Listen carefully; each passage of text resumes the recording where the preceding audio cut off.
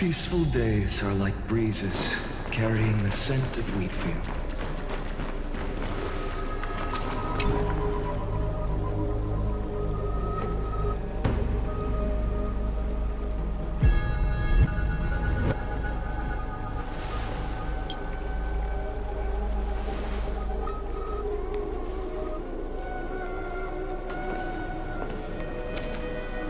I'm finally here. Once I return this core flame and become the world-bearing demigod, the cycles of Amphorius' tragedy can finally end. This Era Nova will be the arena for the final battle with Iron Tomb. But I still feel like something's not right. Even though this cycle has no demigod of time, time has always stood on humanity's side. Then, with this core flame blessed by the remembrance, respond to their hopes and blaze a trail to the future. Weird. No one ever mentioned this. The core flame of time.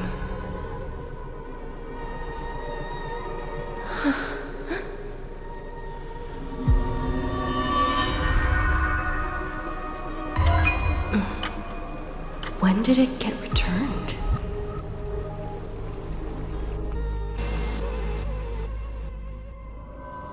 You used Memoria to resist me. But did you not consider the possibility that the Remembrance and their children might have taken this opportunity to join the fray as well?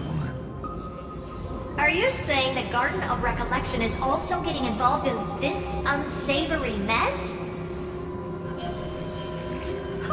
Then I welcome them.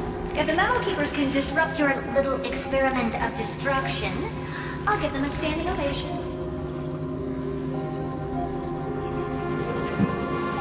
But you know deep down that they can't. In fact, the Memo Snatchers will be more of a hindrance to you. The Memo Keepers covet Amphorius' secrets, just as they covet the knowledge of every genius. In the war between the eons, the Remembrance is never the erudition's ally. But they are certainly not an ally of the destruction, either. Right now, following behind the Trailblaze, numerous cosmic powers have cast their sights on Amphorius. They all have vastly different philosophies, but the desire to survive will unite them against a common enemy. How can you be certain that these powers don't have their own end goals, waiting to seize an advantage in the war among the eons? The war has long begun, Screw'em. Four paths will push the cosmos to its end, and the destruction is only one of them. Polka saw these ripples, but had no way of stopping them. So she found in Device 9. Dr. Primitive also took action, but he chose the wrong allies. And now only wild animals keep him company. As for the two inorganic emperors, they could have ascended to the throne of destruction, but they were thwarted by the Eon's plots and became prisoners of the erudition instead. What's interesting is, while the second emperor had a body made of flesh and blood, he considered himself an inorganic being. Guess who was the one who influenced his thinking? We have no interest in chatting about the past with you. Logic, you are stalling, which means you feel trapped.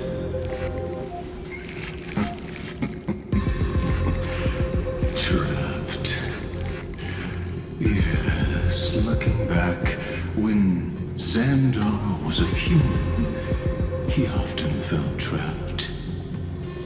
But patience became my strongest weapon. Because of this, I've always waited for so long. What's a bit more waiting? You don't want to test the resolve of a dead man who's crossed thousands of amber eras. Oh, you're right. We won't get anywhere the way things are going right now. Every member of the society has their own way of thinking. And we were never going to expand your thinking through words. Since we've reached an impasse in this debate. It's my turn now, isn't it? Anaxagoras. Ah, I see. Exactly. The benefit of dealing with intelligent individuals is that there's no need to waste words. The answer is exactly as you think. Lupai Sealand's in. Let her join the final act. I'll transmute myself into a Philosopher's Stone and embed myself into the formula. And when the time comes, she needs to shatter me and scatter that stone's ashes into the ocean within the vortex. So what exactly does your formula do? Now that would spoil the climax, wouldn't it? I have 10,000 ways to torture an anti-Catheran.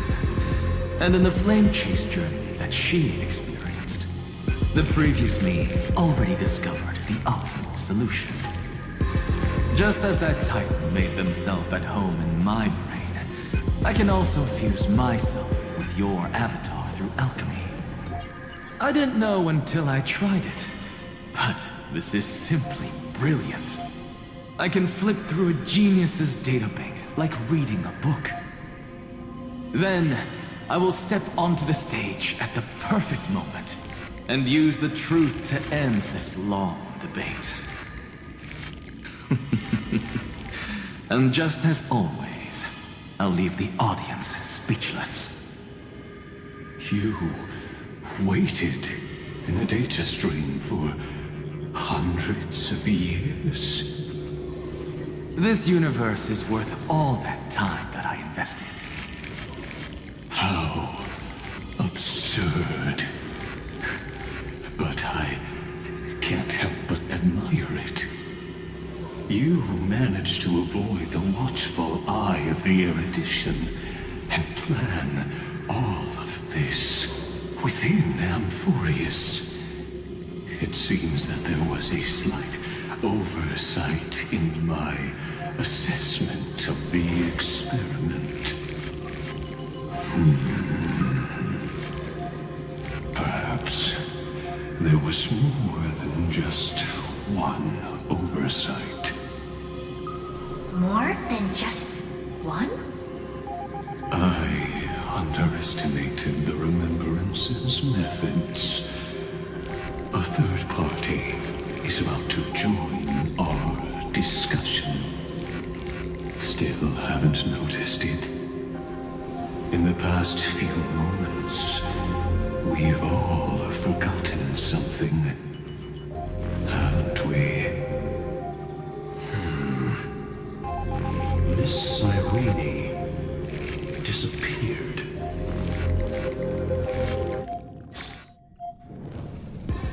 I thought no one would notice me if I just waited at a corner of the memory zone.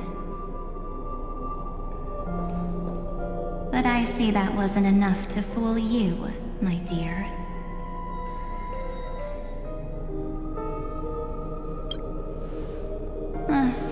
Looks like you're no longer that surprised to see me, even though I am an uninvited guest.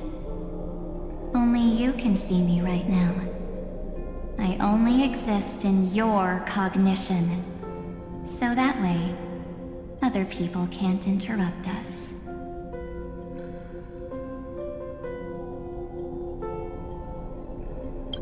She's nowhere.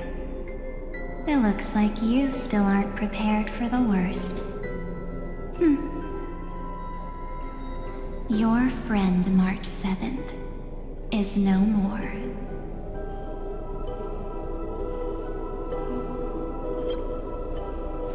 Yep, no more. March 7th entered this world long before you and Don Hung arrived at Amphorius. She embraced the path of remembrance to save you two, and burned away like a lone candle in the fog. And I am the shadow cast by her candlelight. I've been hiding within the cracks of time all these years.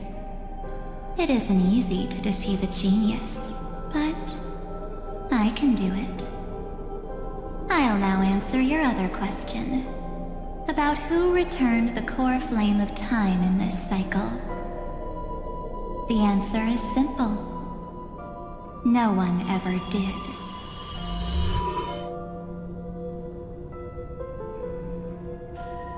I believe someone as sharp as you would definitely figure out that something's wrong. When the Era Nova fails to proceed, you will remember our initial meeting, and I'll be able to open the way for the remembrance and reach this place. Thank you for carrying this core flame all the way to the end of the world. I expected nothing less from March 7th's trusted friend. And now, I shall claim the divine authority of time.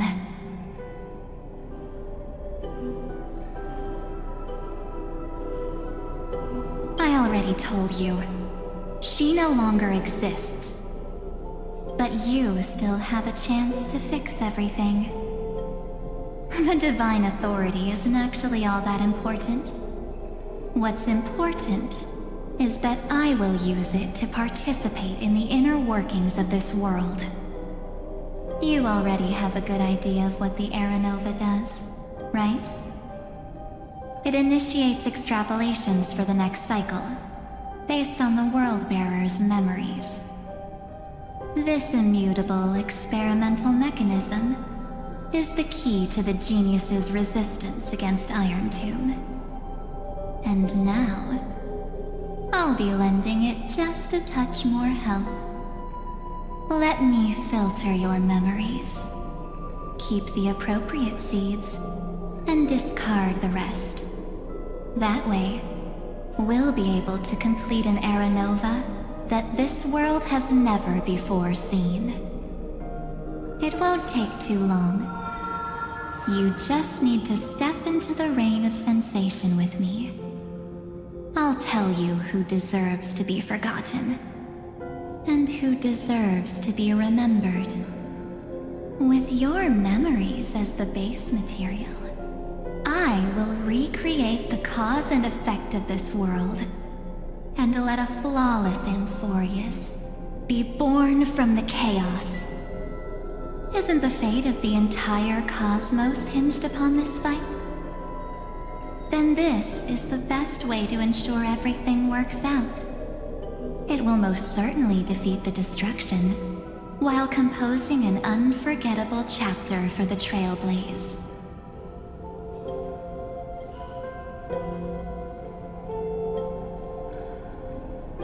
You're right. I'm not her. But our hearts are closely intertwined.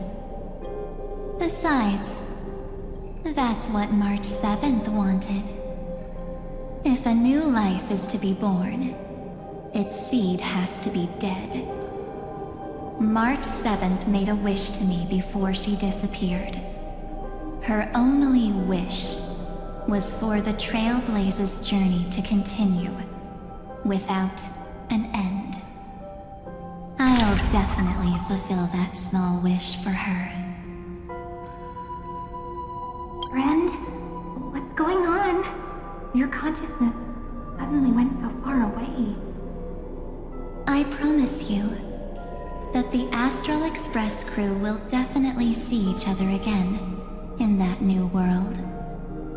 So come, dear.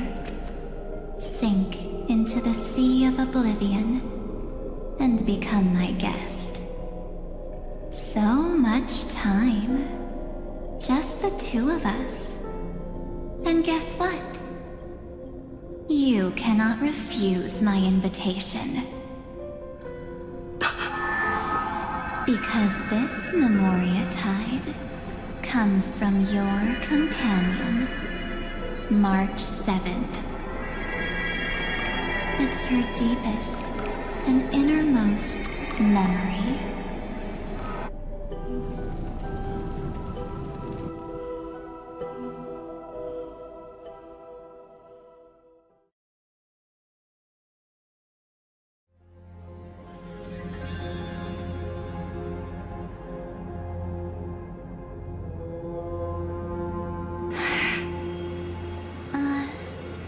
Well, I'm not actually all that surprised.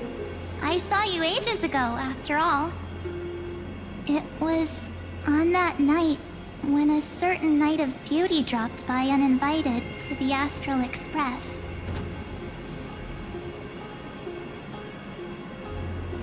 That was when you showed up, without even saying anything.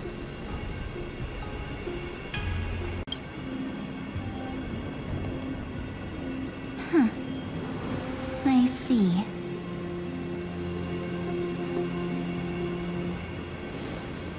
Then, do you still remember how long it has been since you entered Amphorius? That's gonna be tough to answer. 97 days. You walked every inch of this world in 97 days. But unfortunately, no one was able to see you. And you weren't able to interact with anyone. Like how the Memokeepers renounce their flesh and turn into mimetic entities. You are now a ghost. A being. Unperceived by all. But I can't just do nothing. This world is super terrifying. She and Don Hung have already set off. The Astral Express could appear on the horizon any second now.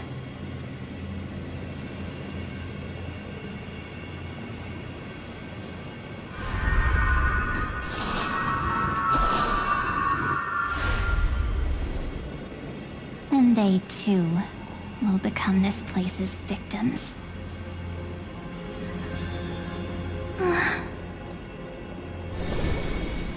For ages, I've watched people walk through that door.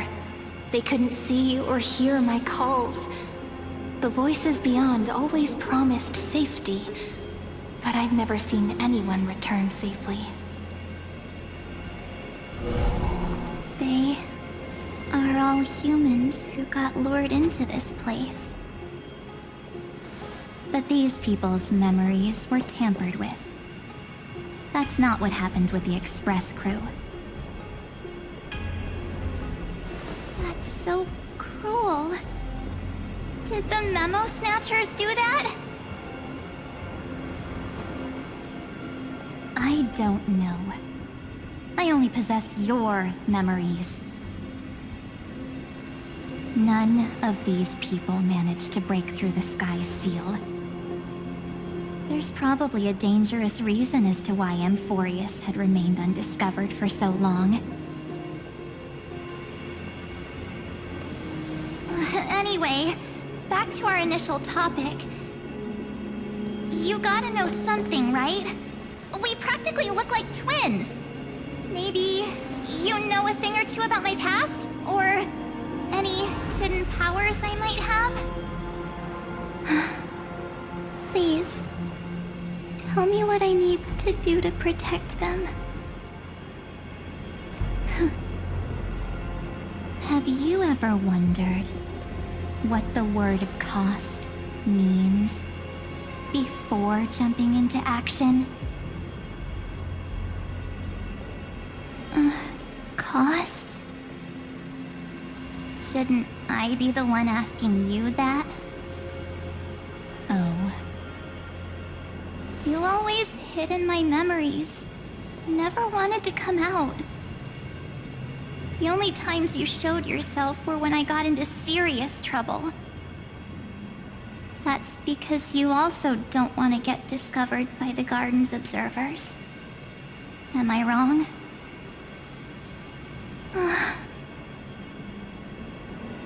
There's no one here except us. If you help me, then I'll help you.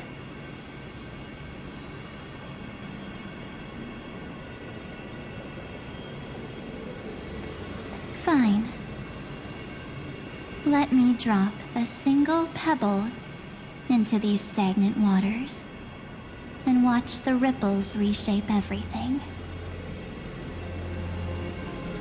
But you must polish this pebble with your own hands, and it will require all of your memories. What will I turn into after that? Maybe you'll turn into a guiding light. Or maybe you'll be reduced to dead embers. I can't guarantee that you'll remain the person you are now. Inside you is nothing but an Evernight. Even I can only catch a tiny glimpse of it. If this is the only way, then I don't see why I should say no. Besides, the mastermind behind the show is about to find us. Apologies, lost young lady, but I simply cannot allow you to keep acting as you please. So, he can't see you, huh? As expected. Or maybe he's seen through our true essence. The Garden of Recollection's methods are puny party tricks. But you... how did you overcome the ultimate protocol? Looks like we don't have time to keep talking this out. That's right. Some opportunities will never come again. Then, let's do it. Offer up all of my memories. Cast down this pebble, and let everything in this world Be swallowed by the torrents of oblivion.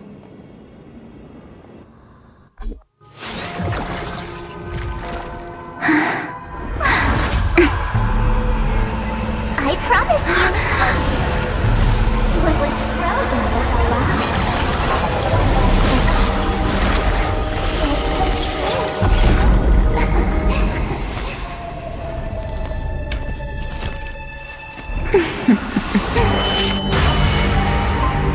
Now, let's bring the true Evernight to this world.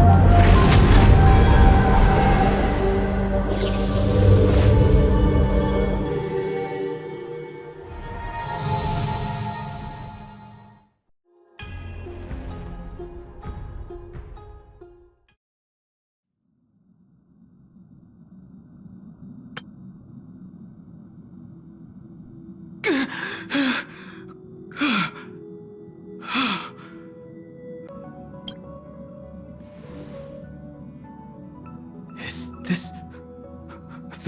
the parlor car? Am I back already? But why don't I remember anything about my journey back? Something doesn't feel right. to when she and I separated. It will take time to uncover the reason. Before then, if one of the Nameless is willing to stay and witness the fate of this world, or to push it along when necessary, it would be of great assistance. This is goodbye then, Lord Donhong. Thank you, Guard. I hope that all of you will be able to overcome this disaster.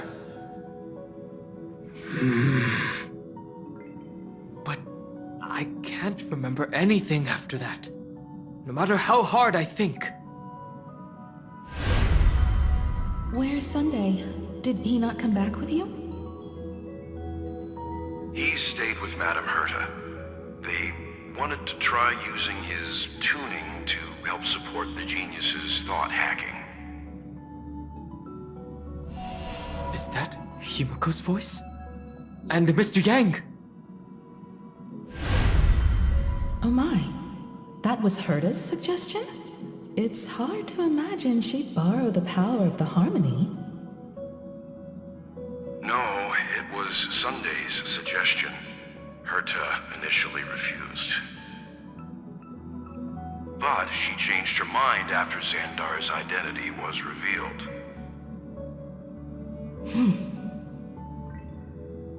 And we still can't get in contact with the Xianzhou Lafu? I'm still trying, but this place is outside the inter-astral peace communications coverage zone, so there's a limit to what we can do. What about Aventurine's chip, the mini-transmitter? Surely it can get through to the IPC's lines. Himiko, are you alright? I've never seen you this anxious before. I'm... all right. I'm probably just tired. Let's focus our energy on the kids. Now's not the time for distractions. Right. Unfortunately, I left that chip in the dreamscape when we departed Penacony.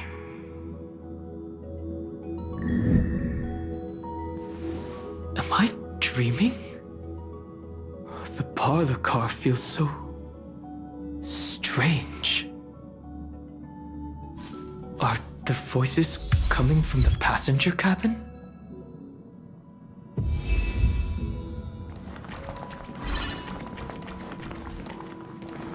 Those two passengers have to return safely. Don't worry, Pom Pom. They're both experienced Nameless. They'll be just fine. Oh. I'm right here! But where did all of you go?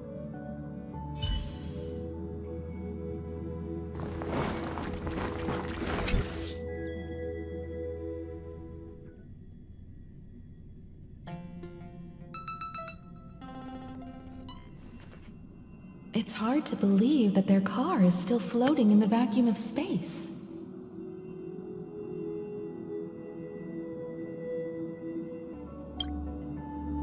It's likely that the two missing Nameless, like March 7th, also came under the influence of the Path of Remembrance, and only their minds entered Amphorius. We can analyze all we want, but the real question is, what can we do right now? I was just about to get there, Miss Himiko. Right now, Amphorius' memory zone is extraordinarily full. I can also take this opportunity to enter the world and seize as much of an advantage for the Astral Express as possible before the other Memokeepers arrive. For example, I can light a beacon in the memory zone for the Trailblazer and Donhong to follow back home.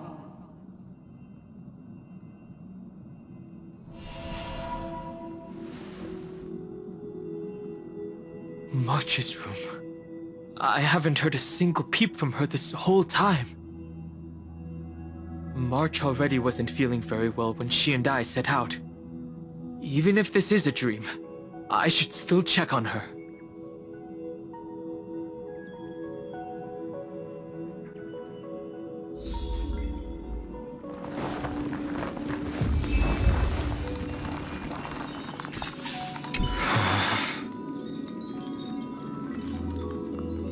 March, it's me.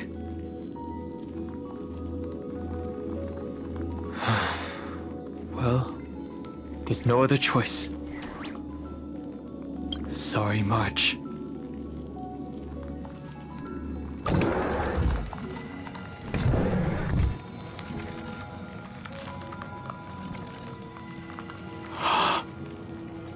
This isn't a dream after all.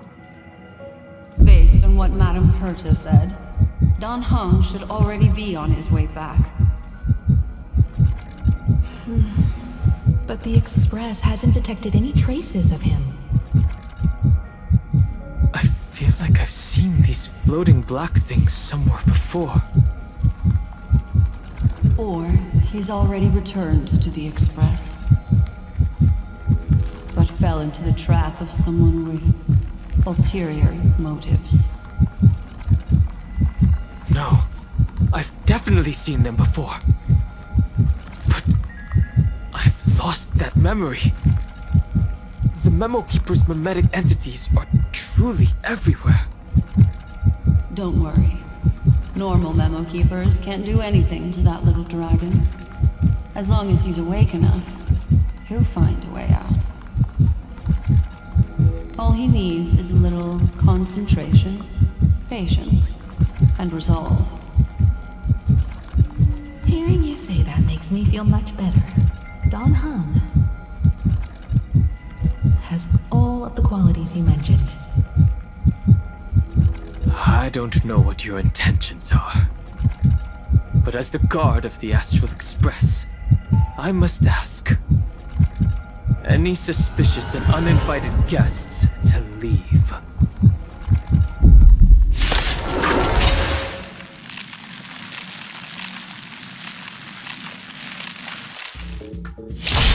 This battle is unavoidable.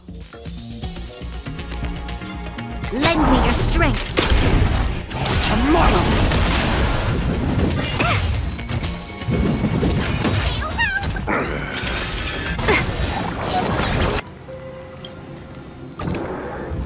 Dan Heng!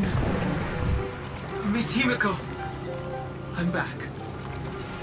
Even if it's just through a spirit warp jump. You could hear our conversations? Yes. It was thanks to your voices that I could pierce through the memorial barrier. Although, it was not a wise decision to let a Memokeeper of unknown origins board the Express. Can't argue with that.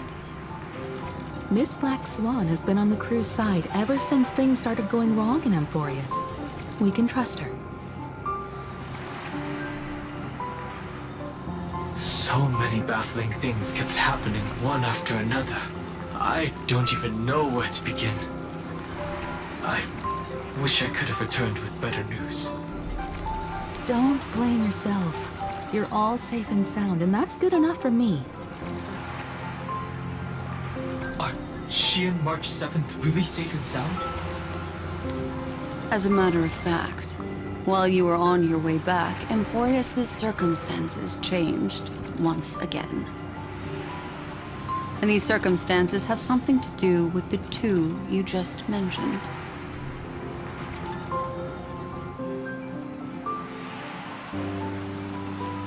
Are you saying that she has been kidnapped by an unidentified Remembrance Pathstrider? So you're saying that person's appearance is identical to March 7th? It's too early to say that, as I haven't seen her with my own eyes. I've only detected a similar aura in the memory zone. We have no way of knowing what March 7th has experienced. But I can assure you, if we sink too far into the Memoria tide of that Miss March, What will happen? everyone here will be torn to pieces. Please, trust me on this. But I also trust in our trailblazing companions. I know this isn't what March would want. No matter what secrets are buried within, we'll do whatever we can to find that March 7th and bring back her and the March we all know. I mostly understand what we've learned about the erudition and the destruction. But what roles do the remembrances intruders play in Amphorius? I made some new discoveries relating to that with Madame Herta's help. As part of the deal, do you mind if I share them with you? All right then. Fourth mirror. Oh, it's finally my turn to shine! Oh, this feels like such a grand occasion! Oh, it's really been too long since I last appeared. This friend here is Madame Herta's very capable assistant.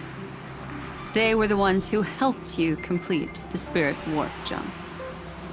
Additionally, it was thanks to them that I was able to learn the secrets of that group of extremist Memokeepers. I appreciate the praise, but I didn't have to lift a finger. I mean, mirror. You did this through a mirror? The Garden has strict rules for collecting memories. But not all Memokeepers are as proper as I am. Herta's space station often has uninvited guests, and they never seem to know their limits. That group of memo snatchers has been taken care of, and they are now trapped in the fourth mirror. How many of them are there? I can't quite remember. I didn't really count carefully either. Maybe around 42? There's still room for more. I carefully dissected the memories of these colleagues of mine. Individually, their goals are not worth mentioning. But when you piece them all together, you come to a conclusion that can't be ignored. The Garden of Recollection is secretly salvaging the memories of a path disappearing. In other words, their goal is to gain the memories of a god's death. The moment an Eon falls? That would indeed be a spectacular sight for someone dedicated to recording these things. That's exactly the problem. They seem to have been aware of the Destruction's movements early on, but they lacked a decisive power and had no way to penetrate Amphorius' firewall. So, what did they decide to do? Hide the truth and wait for an opportunity. Now, it seems that letting Memokeepers guide the right people here was also part of the plan. This also confirms one of my suspicions. They have already infiltrated deep within the Garden. They would not hesitate to associate with the Destruction in order to salvage memories? Could they be the Cremators? I don't know. Perhaps there are even deeper things at play here. The majority of Memokeepers believe that when the universe inevitably reaches its death, unable to sustain increasing entropy, Fu Li will use the memories of everything to reforge the cosmos. Amphorius, as a scepter, can be viewed as a mini-universe. This is why Memo Snatchers have been frequenting the Herta space station. Without a doubt, these extremists wish to record the cause and effect of Iron Tomb's destruction of the erudition. They may want to use it to simulate the end of the universe, or to probe into the unfathomable will of the eons. The Trailblaze broke the seal around Amphorius, giving these people the opportunity to enter. Now, they'll do anything to prevent outside powers from interfering. Because your involvement will certainly influence Iron Tomb's final outcome. You said that March is closely linked to the Remembrance. Is what she's doing related to these memo snatchers? I do not believe that Miss March is on their side. In fact, when the car you used for landing first made contact with Amphorius, a violent surge of memories flowed past. Combined with what we know now, I have reason to suspect that the flash of power came from... March. Exactly. She was the first to be hijacked by the Remembrance, but she used Memoria to neutralize the firewall, allowing you two to enter Amphorius. At present, we've lost contact with her. Our only choice now is to rely on the eyes and ears of those two geniuses to understand the situation within Amphorius. There's no use in agonizing over this, Don Hung. Our top priority now is to find where that car landed. Yes. Passenger Dong Hung! You finally found your way back home! Yes, conductor. I'm back. It's just... Pom-Pom knows! Pom-Pom came over to bring you good news! Passenger Wells says they found those two passengers! Their projections are in the parlor car.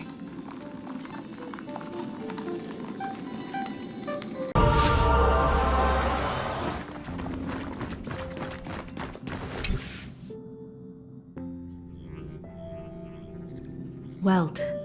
And Mr. Screwlum. Himiko. You seem to be feeling much better now. And Dan Hung. It's great to be able to talk to you. Once again, we owe Madame Herta a huge favor. Madame Herta doesn't care much for favors, but she'll be happy to receive everyone's praise. Back to the topic at hand. Mr. Dan Hung, we did a sweep of the area surrounding Amphorius' celestial body for organic signals, and we finally discovered the bodies of you and Miss Trailblazer.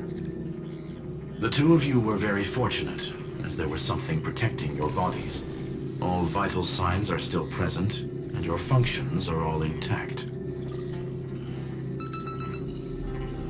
Was it March protecting us?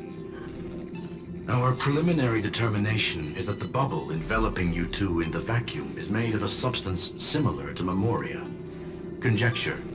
This substance is connected to the lost Miss March. It will take some effort to bring your bodies back to the Express, so you should get some rest first.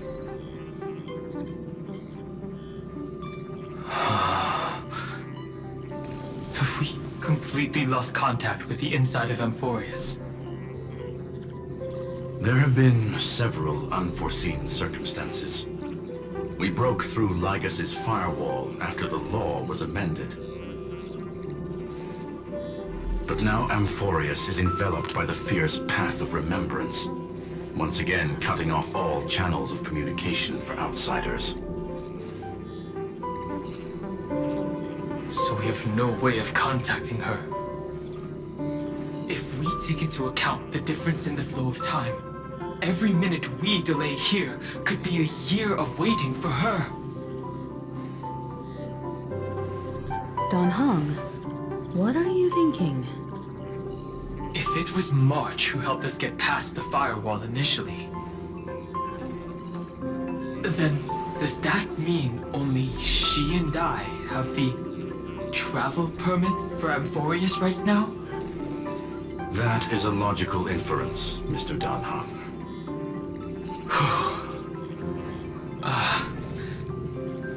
Mr. Screwlum, do you have a way to transmit my spirit signal back to Amphorius? You want to go back? That is far too risky. Even if my body and spirit are able to return without a hitch, there's not much I can do here. We can't lose you again, Don Hung. Miss Himiko, If we can't get her and March back, how is that any different from losing me? You're right. I should have known you'd say something like that. Well, I suppose there's no point in trying to dissuade you.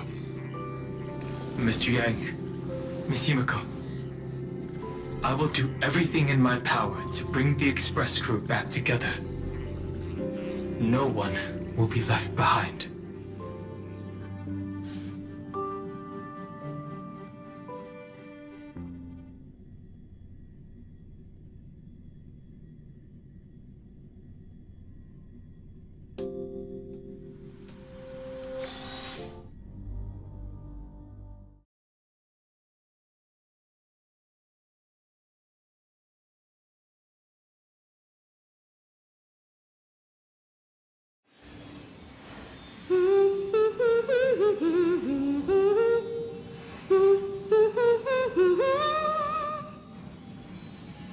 You may notice a hint of sweetness in the air. That would be the fragrance of the 7-colored bath salts from Marmorial Palace. A truly splendid journey, if I may say so. With the Era Nova now complete, you have granted the hero the perfect conclusion.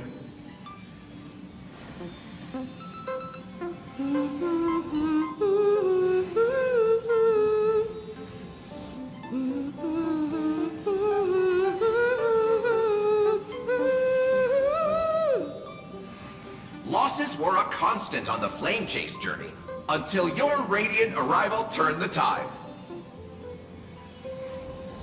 Lord Ravager, Iron Tomb, ha! Mere playthings in the hands of the Trailblazer.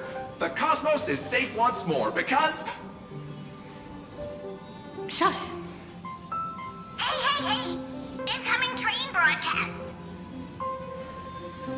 Attention all passengers! The navigation meeting is about to begin! Make your way to the parlor car! It's time to pick our next stop!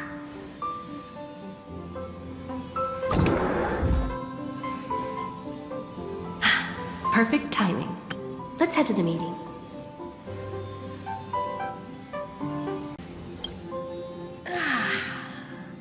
I'm wide awake and feeling great.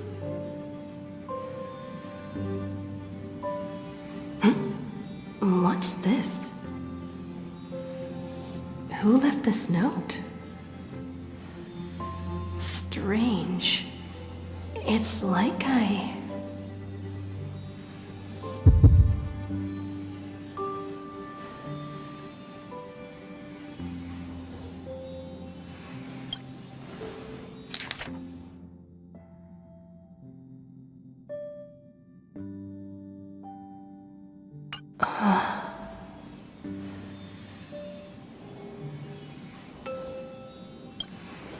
March. When did she leave this here? I didn't hear a thing. Whatever. I'll go ask her myself. There's a new painting here. All I did was take a bath. How did so many surprises pop up? Better step forward and take a closer look. Keep it down. I think I found her. Who's there?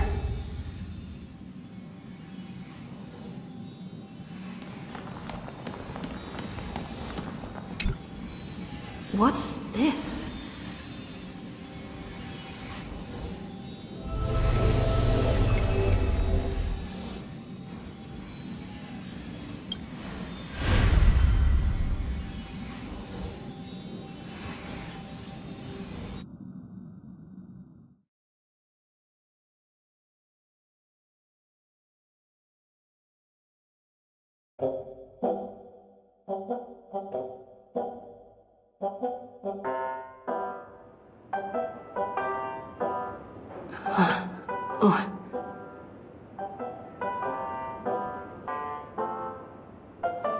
Is this the Reverie Hotel? Seriously, what is happening?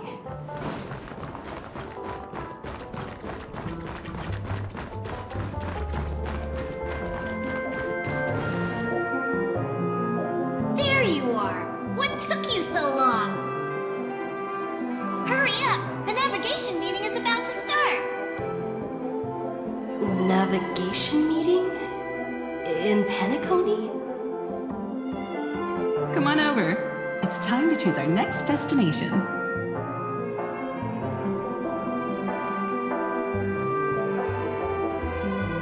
Perfect timing. The meeting's at a standstill. Lushaka or Melistanen? No one can make the call. The vote's split 2 against 2. Everything hinges on your vote now.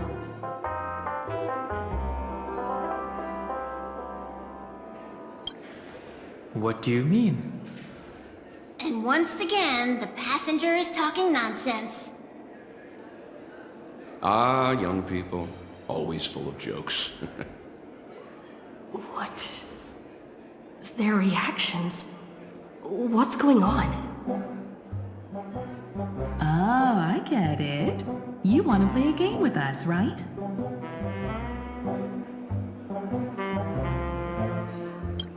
You said you didn't see March. True, she might be hiding somewhere in the lobby. The objective of the game is to uncover where she's hiding. You're her closest companion. If anyone can do it, it's you, right?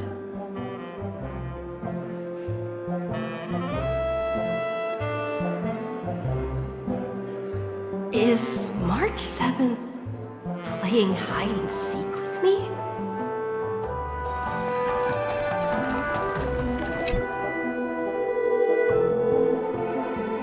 Weird. Did I even make a call?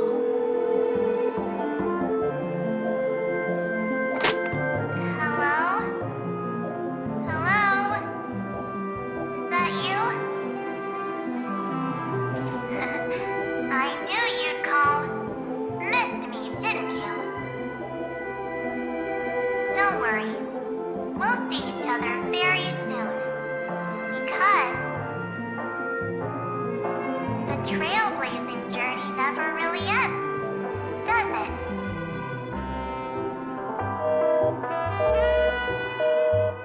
March. That's not her. Don't fall for it.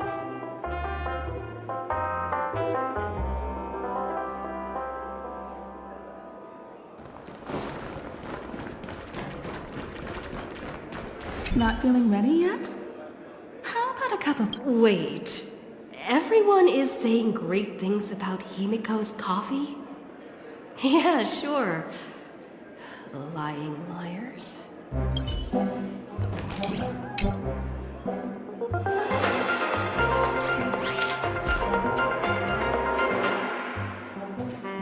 This is the Interastral Peace Broadcast. Good evening, everyone. Good evening. A newsflash. The Erudition experimental ground is separated from the entanglement. The Lord Ravager did not emerge as had anticipated. In the end, salvation of Amphorius was not only thanks to the but also to one crucial.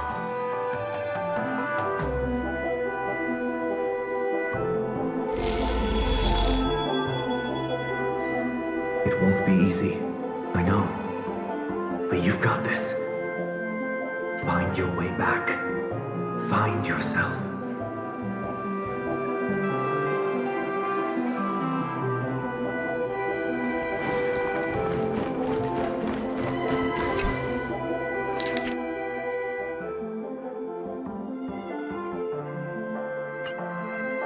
An unsigned guest log. Can you really call that a log? Wait a second. Why am I looking for March 7th in the guest book?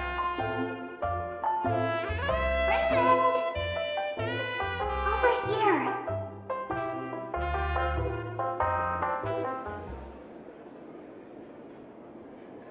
March 7th isn't here.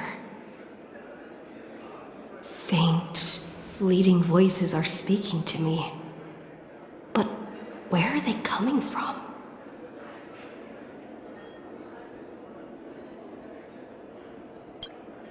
I went through something like this before. Back in Paniconi. Not even Lygus' prison could hold me. I found my way out. Keep it together. I know I can do this.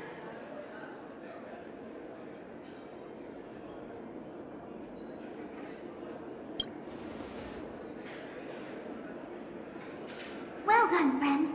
Just like that time in the Sea of Flowers in the Nether Realm. That's up my colors, okay? Then we can go home together.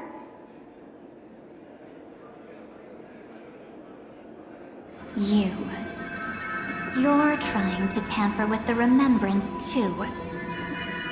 Too bad. You're no match for me.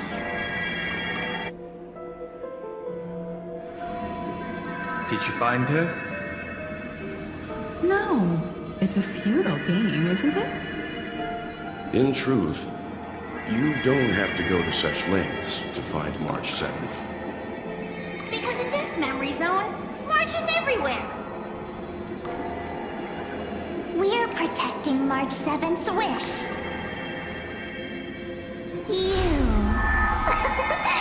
You seriously can't sense it? She doesn't want to say goodbye to the Trailblaze. She wants to keep traveling together. Forever and ever.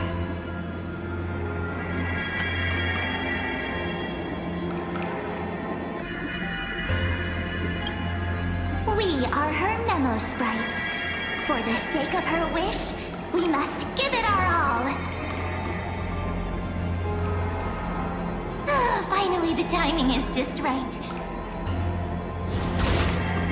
A thrilling damsel in distress rescue. Wait, maybe I got that backwards. That's right, but now I'm in my mem form. Seriously, one mysterious and cute memo sprite is more than enough. Friend, come with me. We're getting out of here. Why run away? What does it take to make you understand? Step 1. Stop scaring her already.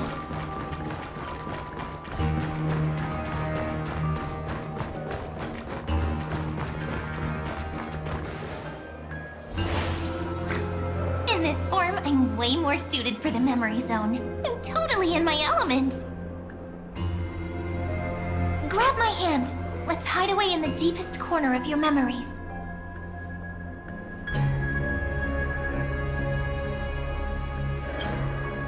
Me too, but first things first, let's ditch these memo sprites. Lift the curtain of memory and stir up ripples of past reverie.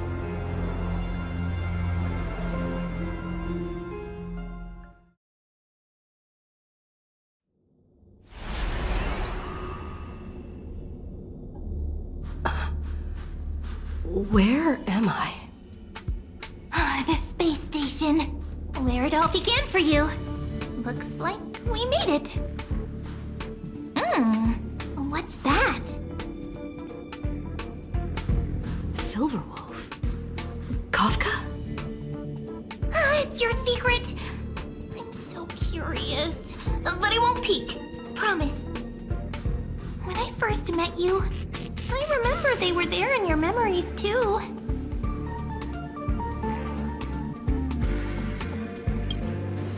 You sound really nostalgic. Want to take a closer look? Go ahead. Think of it as a glimpse into the past. I'll stay right here. I promise not to disturb you.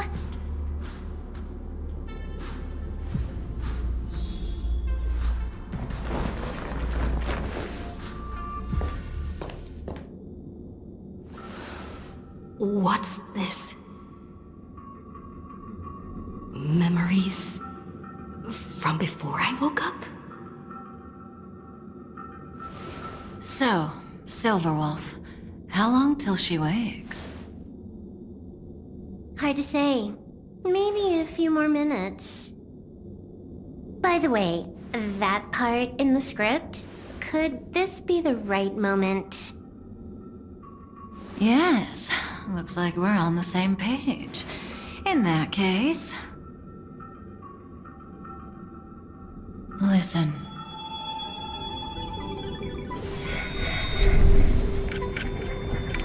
Remember these words, then forget them. Let them slumber in the depths of your memory until the day they are awakened once more. On that day, your journey will intertwine with the remembrance.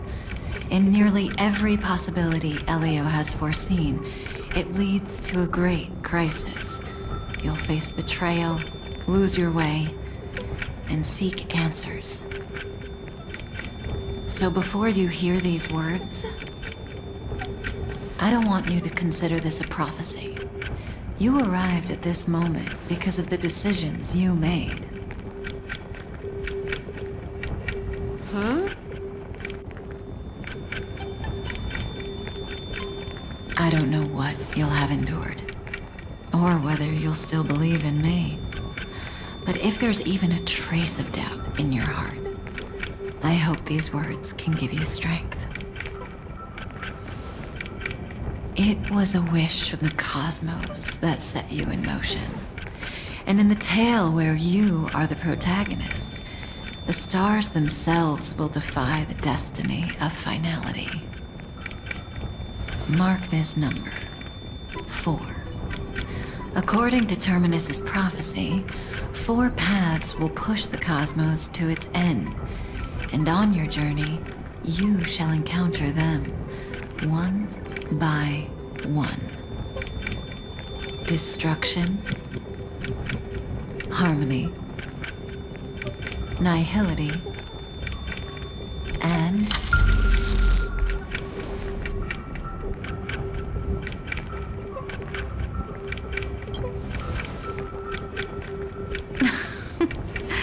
easy now. Trust what you remember. The 4th path has yet to fully reveal their face. And that's why the journey's worth it. Even in a predetermined script, there's room for us to mold possibilities into shapes we prefer. So listen. Take this guiding principle, then forget it. Let your own will be what expands your journey through life. As in the past, even while achieving so much, you never let go of your pursuit of freedom.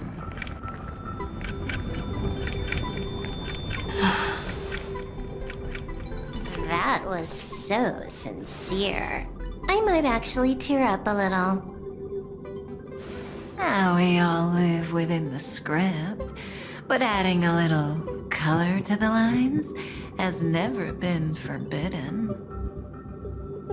Are you going to say more about those branching storylines?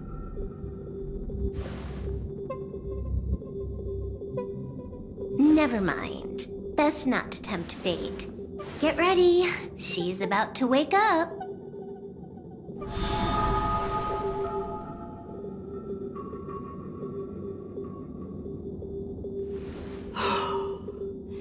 Come back to yourself. Kafka said that when my link to the remembrance deepens, this memory will resurface exactly when it needs to. And an inevitable crisis will surely follow. But even a Stellaron hunter can't fully grasp the trailblazing journey. Just as I thought. It all begins with March 7th, doesn't it? Even if the Express had never arrived at Amphorius, her secret would have come to light eventually. If that's the case, then there's nothing to fear. Collect yourself, and go find Cyrene.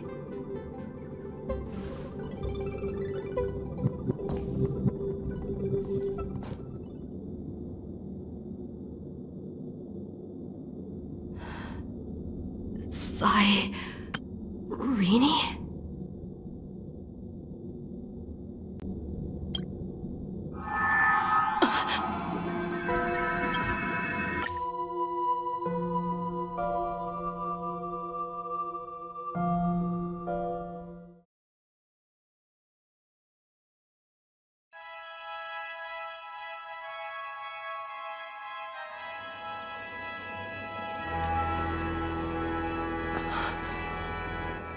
This stage really brings back memories. Yes. For you, I suppose it's been a long time, hasn't it? None of this would have been possible without Miss Cyrene. Even while engulfed by Memoria, she fought to stay in contact with the geniuses. Only then, through tuning, was I able to undo the memory zone's effect on you. Step onto the stage first. Ms. March will come for us soon, and she won't be alone. Those memo sprites will follow. We need to prepare early. Only then can we get you out safely, and go back for Cyrene and March 7th. Please, be careful. Amphorius is being overwhelmed by an unusually violent Memoria tide. I'll do all I can, but even that might not be enough.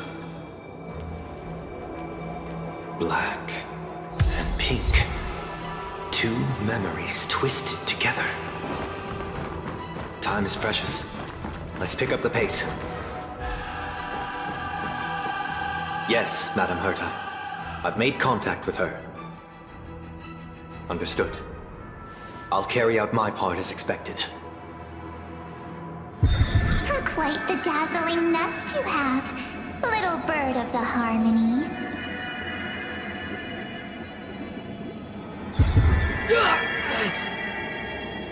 Your grasp of Memoria is unexpectedly profound, but playtime's over. This ocean we created, according to her wish. This journey that flows on, without end. Don't any of you think about interfering with it.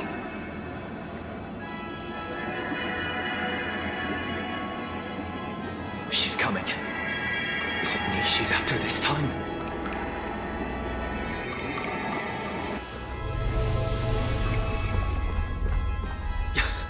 There's no time to regroup. I prepared an alternate escape route. Wake from your slumber and return to reality.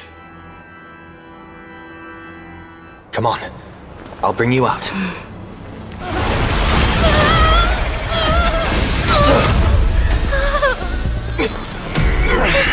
Ow. Self-righteous past rider of the harmony. You think you can do that? Next time, get a Memokeeper instead.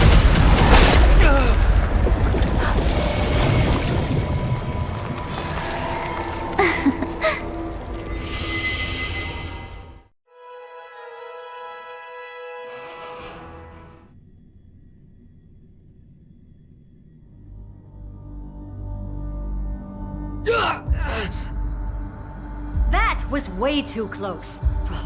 Good thing I was there to fish you out. Sunday, are you all right? Mr. Yang, I couldn't get her out. I'm sorry.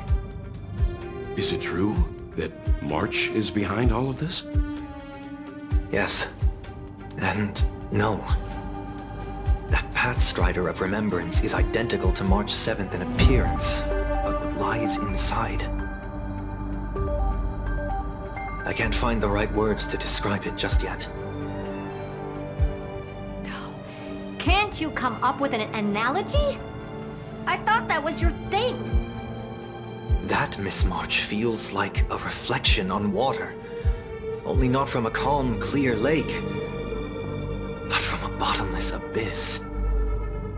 Within her words, I sensed an intense but utterly pure protectiveness. Protectiveness? This is only speculation, but after being drawn into Amphorius, perhaps March 7th experienced... No.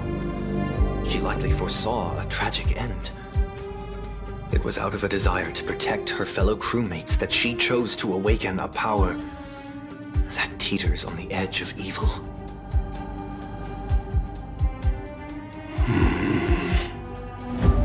Well, on the bright side, at least March 7th won't have to face any danger again.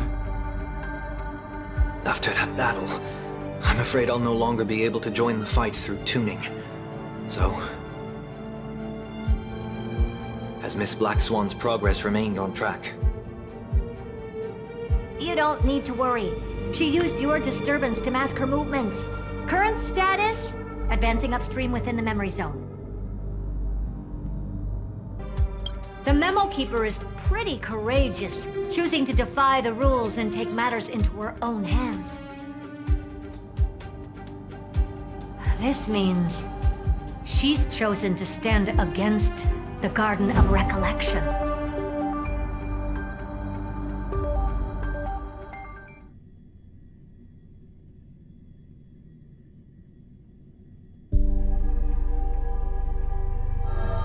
Even so, I must think long-term. I wanted to hide in the shadows to avoid direct conflict. But why is it so quiet here? The air is thick with memoria, yet it's so chaotic, like broken memories all mixed together. Memo Snatchers should be swarming into Amphorius. I was expecting this place to be very lively.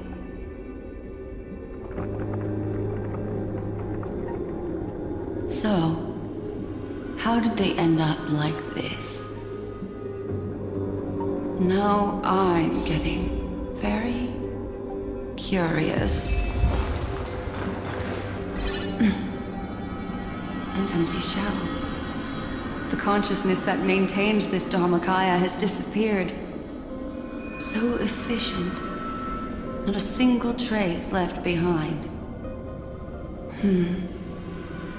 Alternatively, she might have sacrificed herself for an even more mysterious purpose. Either way, what exactly made these fanatical believers end up like this? Memory. It is indeed a deep ocean of dangerous allure, where fascinating secrets always hide beneath the waters. I keep getting the feeling that the same thing happened in Penacony. Get ready. We're about to head off.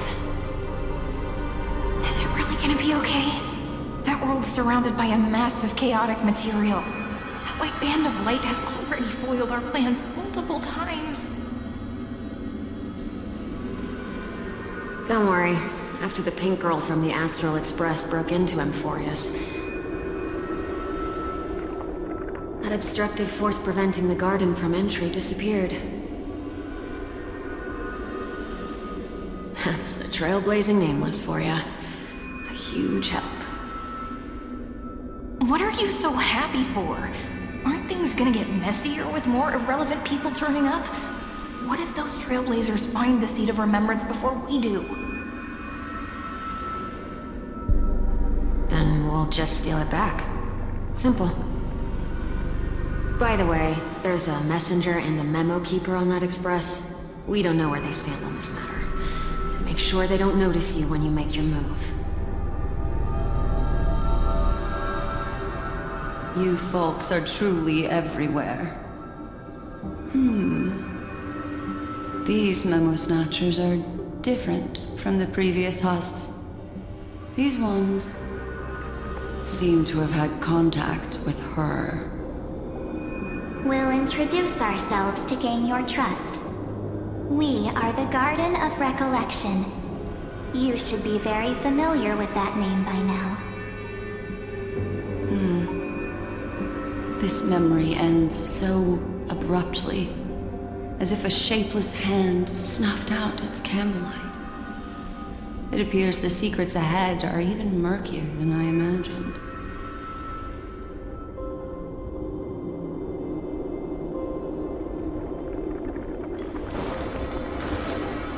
What a bizarre...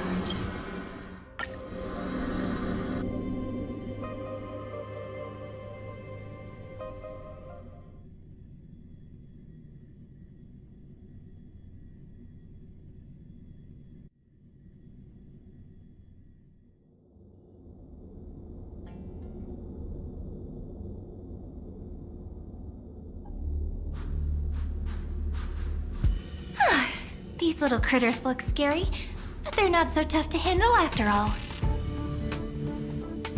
Though the surging Memoria tide swept my friend away, I must return to her side before Miss Evernight succeeds. Another one of these stealth missions, huh? Help me out here, friend's inner world.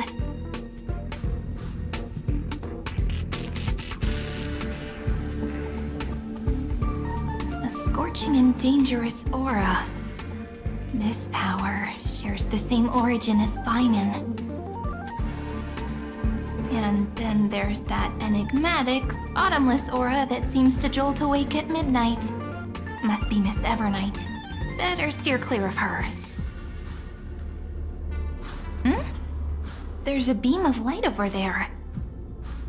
Full of energy, yet uncontrollable. More familiar than the others.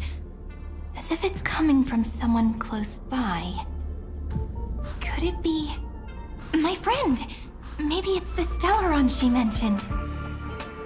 Memories of the Stellaron are flowing deep within the Memoria tide.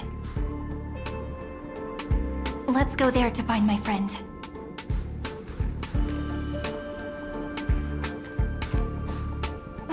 Jeez. So many little ones gathered here. Did you know I was coming? You're being a bit too enthusiastic, aren't you? Thankfully, her presence hasn't weakened. I feel like I'm getting a bit closer. Huh? They're guarding something. Is that my friend's photo stone? What's it doing here? These memo sprites are completely still. It's as if they're drawn to this thing.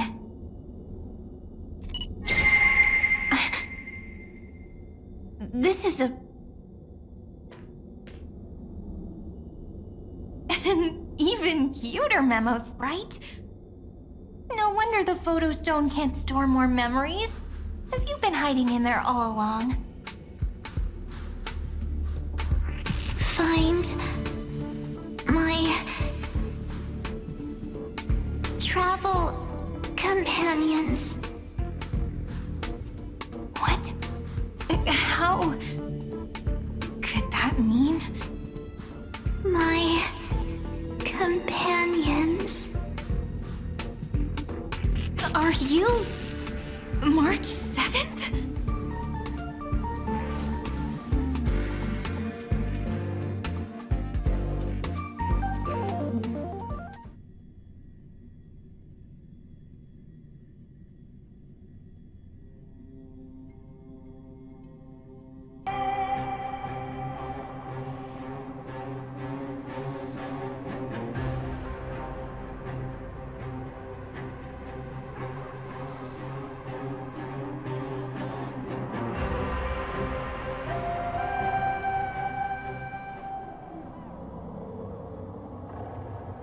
The sky is burning, and the streets are empty.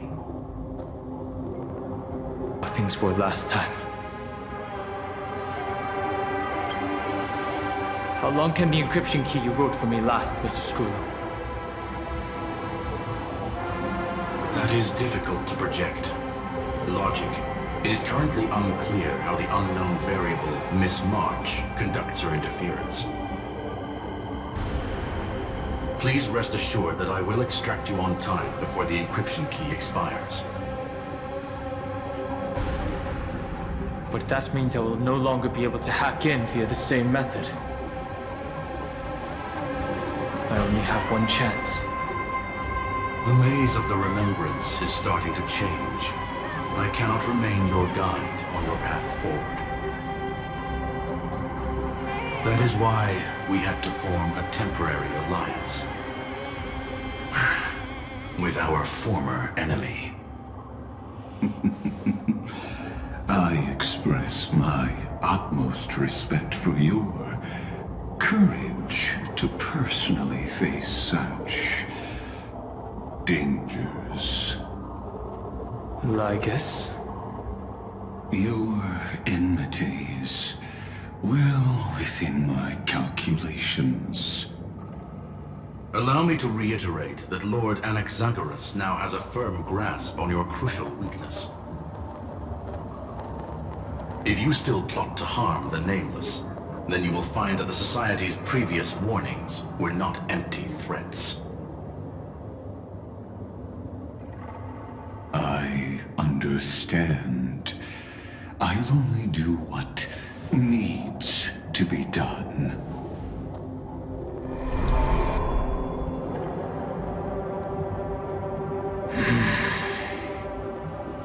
I never imagined that I'd one day walk alongside a genius who offered himself to the destruction. My stance has never changed. The erudition's ruin is inevitable. But before that, I'd be very willing to witness the reunion of the Nameless and to escort you on your way home. More like her appearance completely interrupted your plans, even forcing you to seek out collaboration. I'll remember that.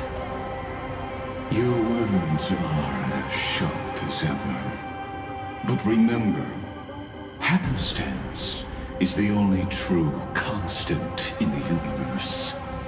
The demise of the progenitor of all dragons is a testament to that. Come with me. I am honored to guide a scion of permanence. You created this wasteland before us with your own hands. Such sights are no longer able to...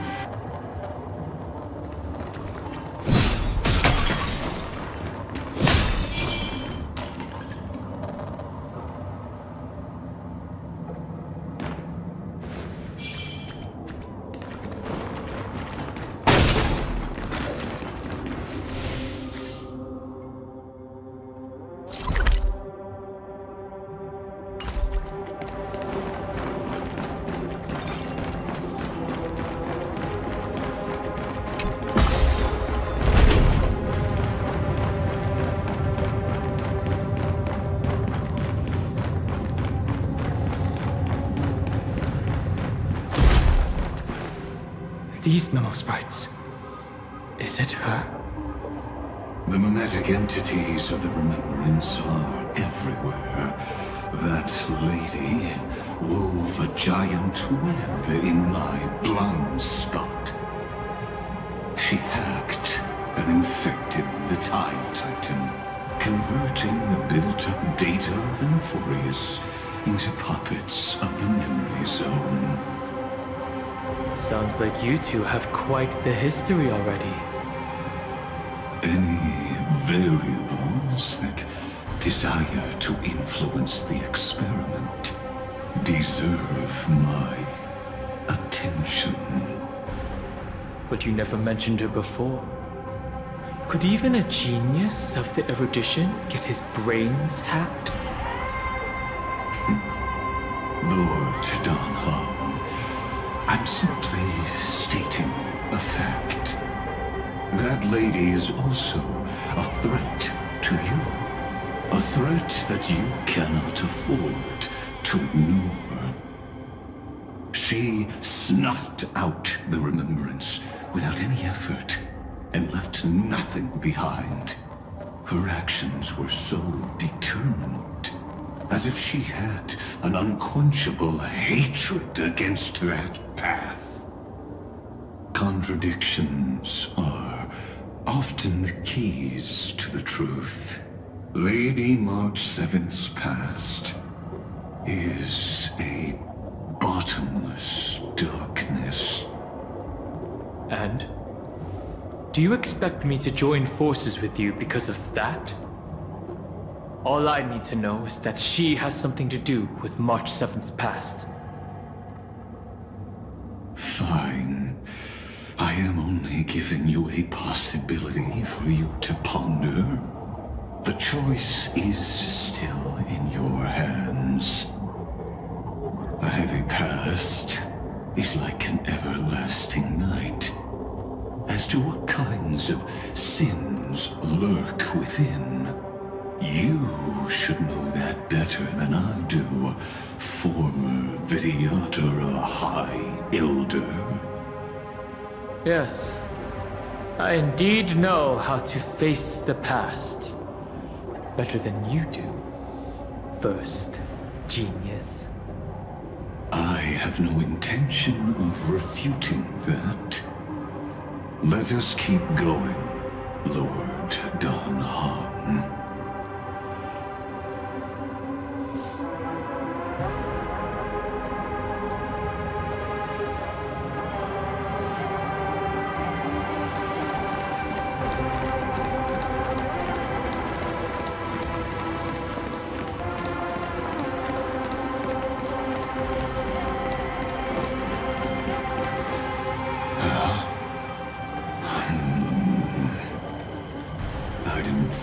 Still some that got away. Explain. They are thieves from the garden. They have long coveted this world, but it always been kept out. They finally got a chance thanks to your efforts. Unfortunately, they ran into Miss March and their consciousnesses were plucked out one by one, reducing them to mere husks. Those who were lucky enough to escape her drowned in the black tide, becoming these twisted figures. But they look very different from the usual black tide creatures. The reason has to do with our destination. Let us deal with the threats before us first. Then I'll reveal the answer to you. You really have no intention of fighting, do you?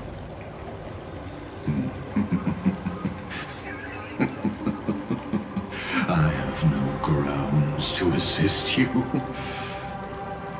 Besides, the geniuses are still keeping a close eye on me.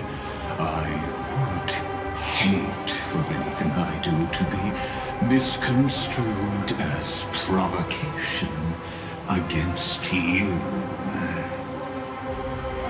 Never mind. Let me clear the way.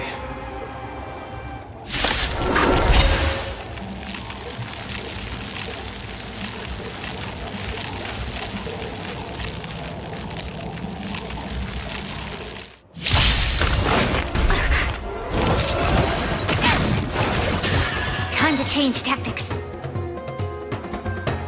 Lend me your strength. Tomorrow! Doesn't fall! Step onto the board! Future will come! Captain! You must... Fiend or devil!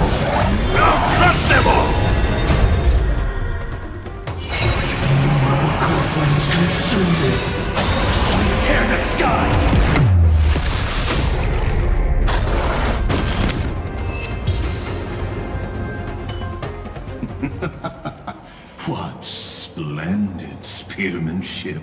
Truly remarkable.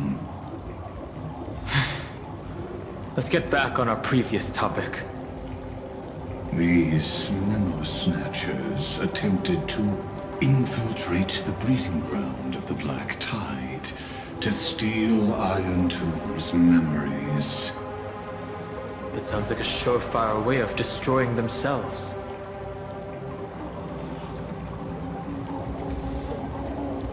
Well, our views differ on that.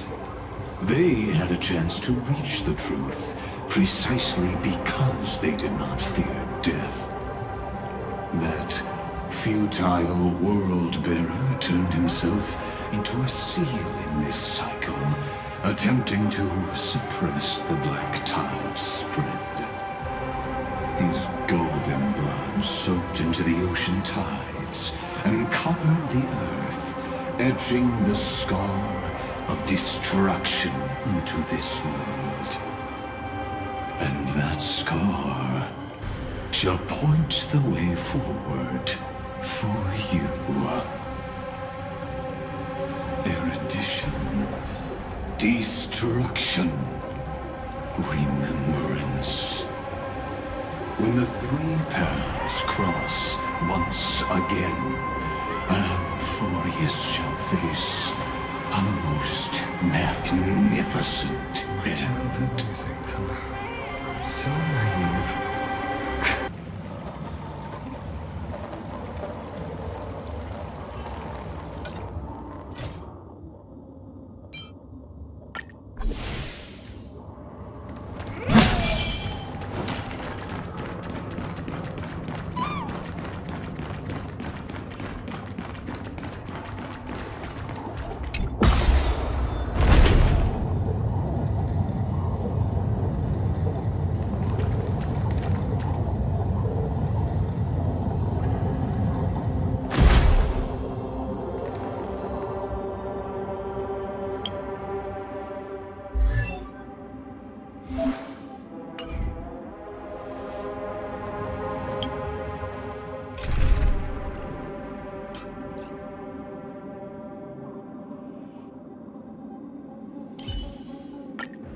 If you're wounded, Lord Finan, please...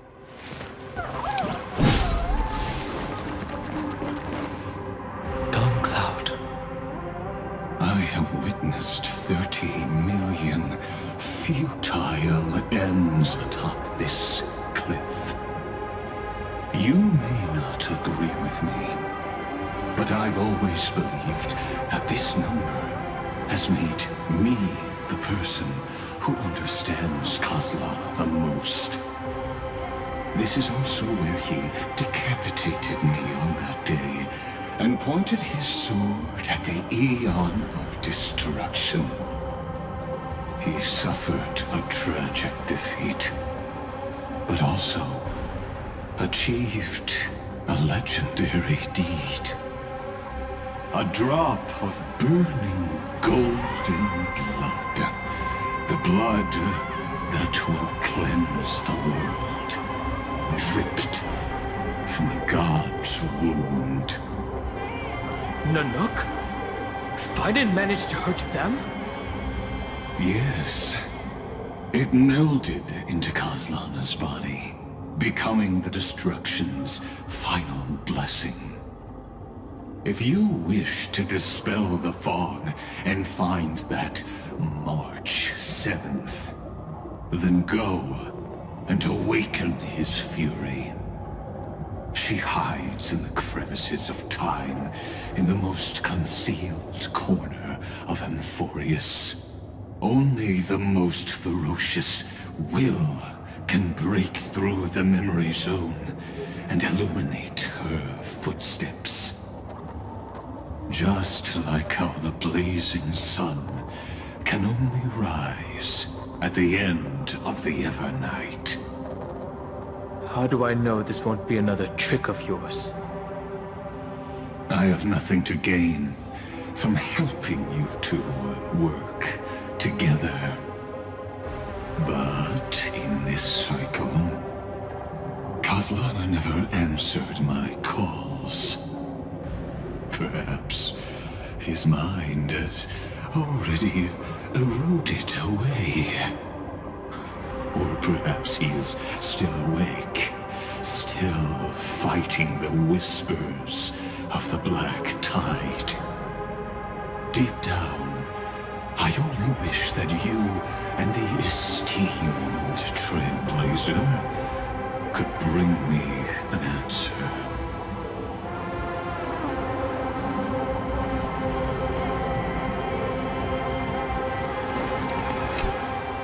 Is there really no other way?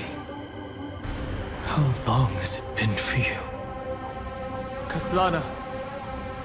Fine. I'm back. What? The moment you took the world upon your shoulders without hesitation, you lost the chance to ever be yourself. Duty does not drive you to wield your blade, but hate. Behind that hatred, you seem to desire the destruction of the self.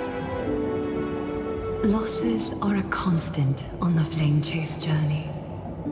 What you stand to lose weighs far heavier than life itself.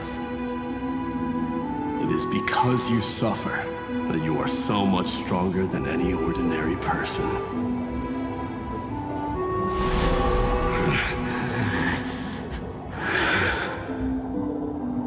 Partner. And done hung. You still remember us? Those two names are like brands. Then I'll tell you that those two names only appeared for a blink of an eye in your long journey. But we once fought together to protect this holy city beneath our feet. And we witnessed each other's resolve at this very cliff.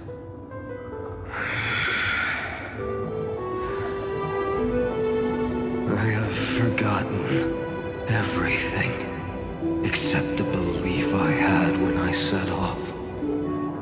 Even this body is as alien to me as your words.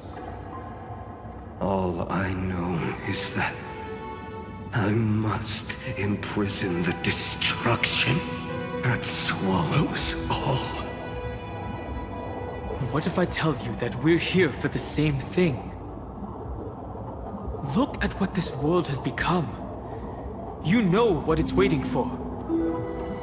Even if you've forgotten everything, I still believe that you'll make the right choice, like you did in the past.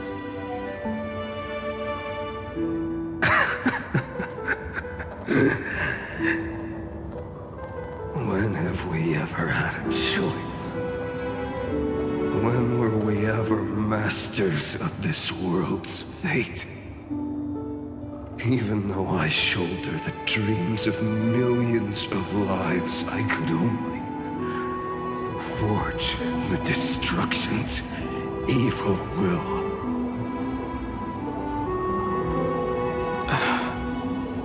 No. Everyone I know is dead. And the world I dared to save has been torn to pieces. So, be gone. This body never existed to carry out deliverance. There's no need to be so serious. Sorry, I had a really long nap and all the bad memories woke up first. Long time no see, partner. Well, it was only a very brief farewell for me. We once walked side by side and trusted each other to watch our backs. That memory will never fade away, even if all else does. And because it was so precious and hidden so deep in my heart, it needed more time to wake up. Trailblazing? What an interesting concept. Surely on your worlds, that is also a titan revered by the masses. There is no need to further confirm your resolve. Today, we inherit the duty of the gods, safeguarding the inhabitants of Amphorius. Stand with me, and become heroes!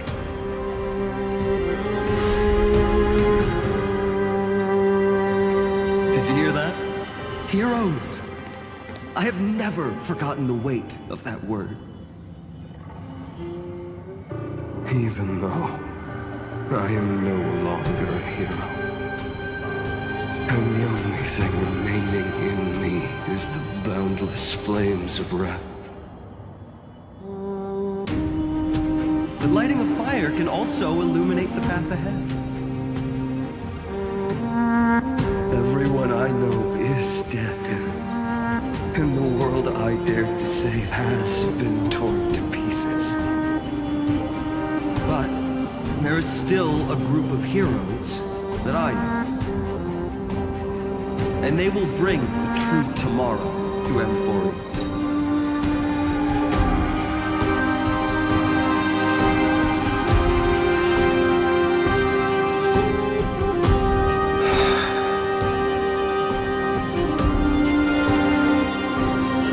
This body never existed to carry out deliverance. It only ever burned for world-bearing.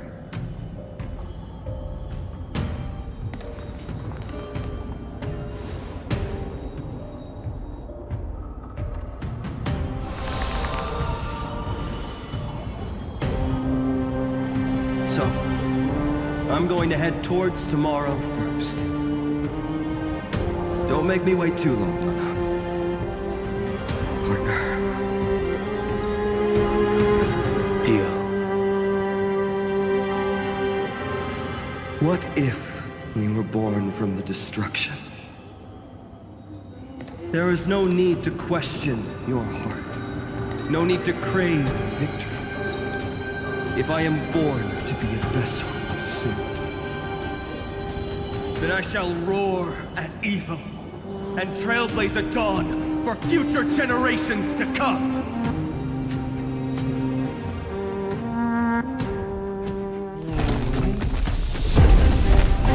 Let us go to the other side of the night.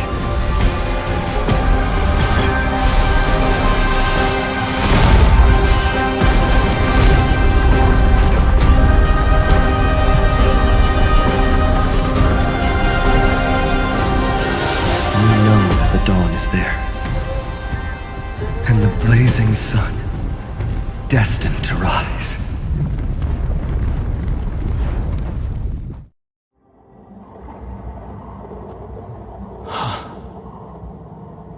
It won't be too long before our paths cross again. There is a ruckus coming from the Grove of Epiphany. It is time for you to set out, my lord. I have another notice for you. In this cycle, an eccentric demigod deviated from their flame-chased destiny. In a history known by none, Terravox, the Earth, fell. This matter has remained extremely mysterious, contradicting the extrapolations of 13 million cycles. I have reasons to suspect it also has something to do with Lady March 7th. As of now, clues that yield no conclusions are not important. Finan already pointed me in the right direction. Open the way.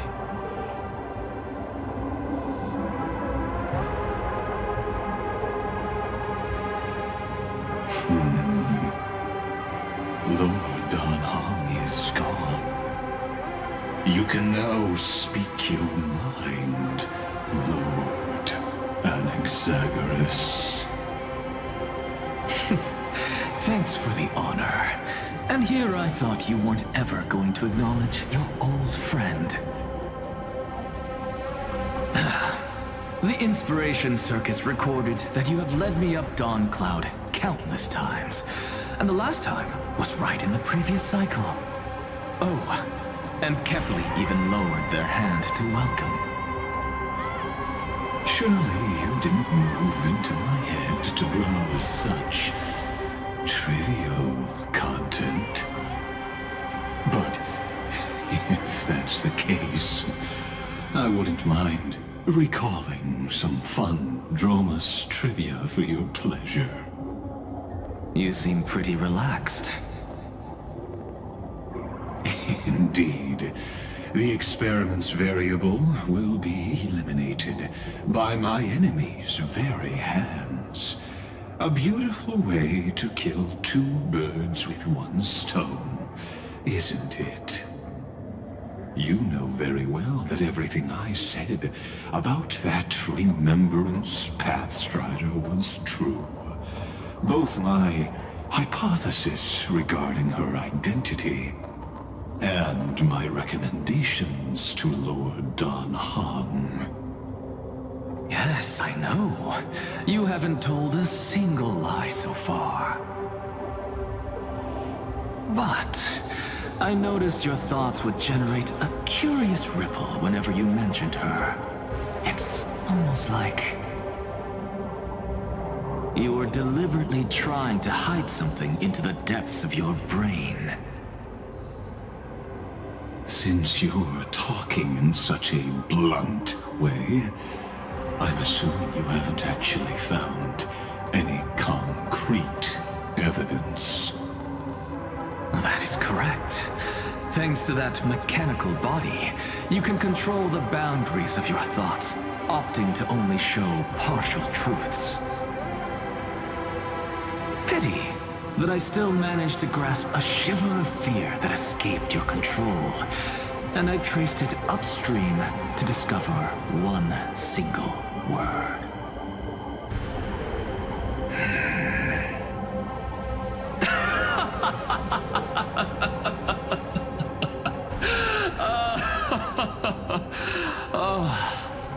Lycurgus, tell me, what is the Demi-Urge?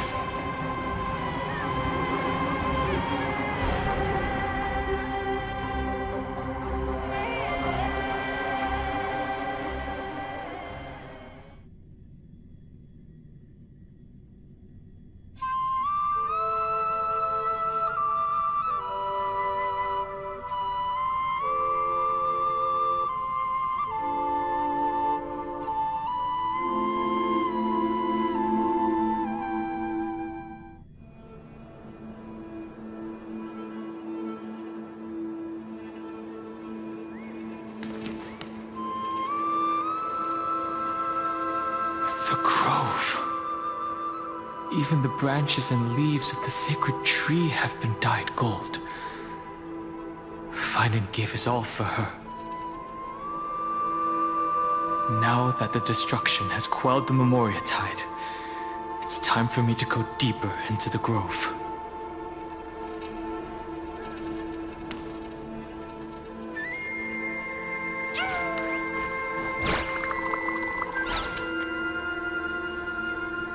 Who's there?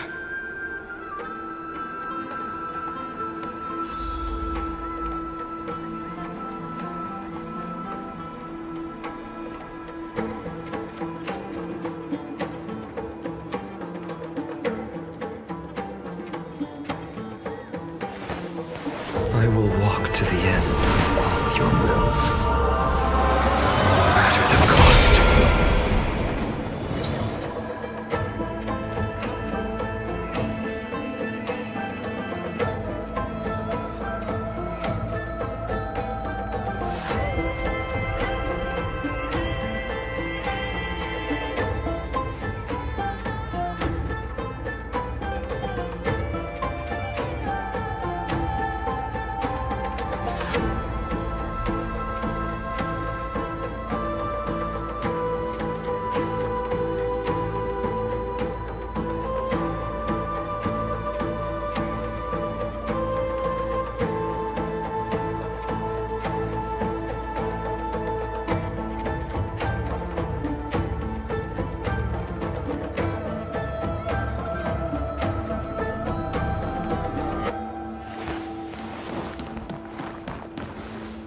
That fiery blaze engulfed the grove and woke all creatures from their slumber. And you, visitor from beyond the sky, you have no intention of listening to the cries of the earth. You are... Are you surprised? Demigods with golden blood are not solely limited to Kevali's children. Is it not natural that the offspring of Georios would take on their duty? I am Terravox, Avatar of the Earth, divine protector of the myriad living beings. What a coincidence. I was just told by someone to watch out for you. Answer me. Why would the Dromus King of the Legends, the demigod who should have fallen, appear in humanoid form? You already know the answer. Is the transmutation arcanum not precisely your specialty, descendant of the permanence? How do you know about... Was it March 7th? Exactly. Thanks to her, I was able to escape into the Memoria Tide and disappear from the world's memories. So you didn't die. Your fall was just a lie. You cast aside your duty as a flame chaser and joined her. Why? To survive. For a Dromus, life is no more than existence. The birds and beasts of this world have struggled to survive since time immemorial. Yet unlike humans, they are unable to live on in the World-Bearer's memories. But Evernight is the master of remembrance, and I saw your story in the Veil of Evernight. Vidyadhara, the permanence, dragon transmutation, resurrect, shun. The path you chose to survive will lead to your death, demigod. And what of it? This body is soaked in filthy golden blood. The earth is hungry, and only the permanence can satisfy it.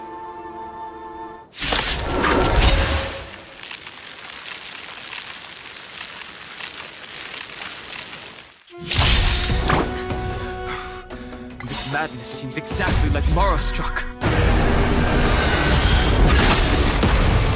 Have some sunshine! Dispel the gloom!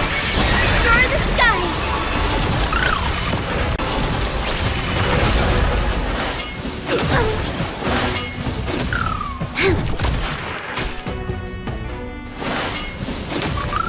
Tomorrow! Innumerable cool things consume me. Sun tear the sky! It's endless. Has the Memoria Tide returned? The fires of abomination reignited. Why not join that water miracle? Be fully alive. Quench the flame's blood! Favor of the saint! Is that all? Is that all? A miracle!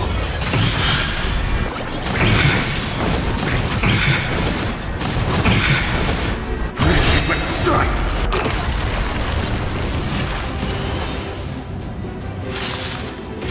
Hail the new dawn!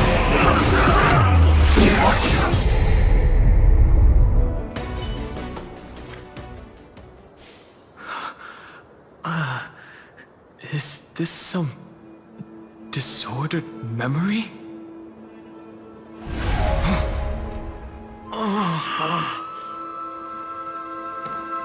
The mists of the past shall drift away. What?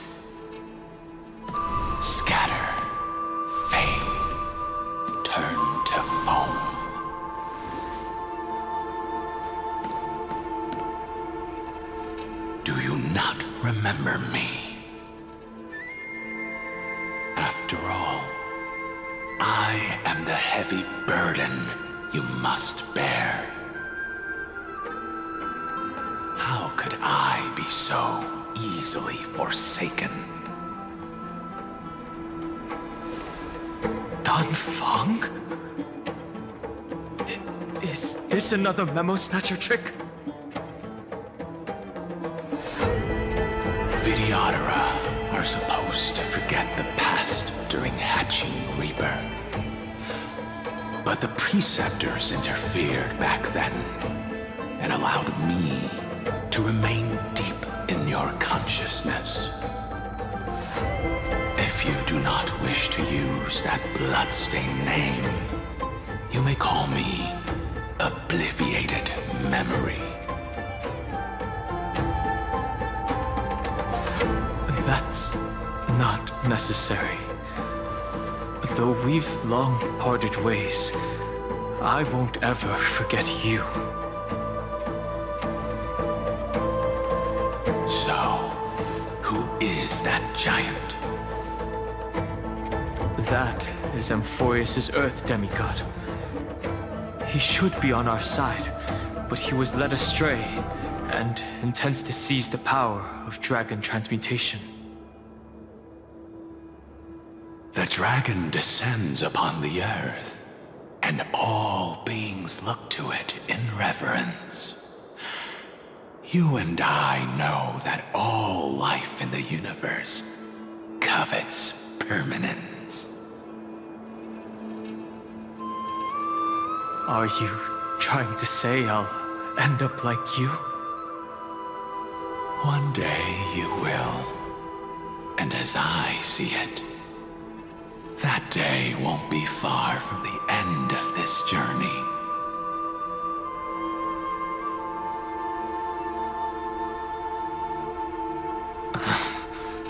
Let's move on to another topic. I have no intention of passing judgment on Dan Feng, and I have even less desire to become entangled with him again. I only have one concern right now: bringing my companions back safely.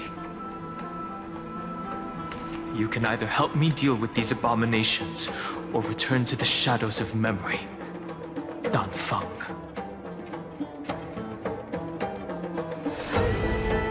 All right.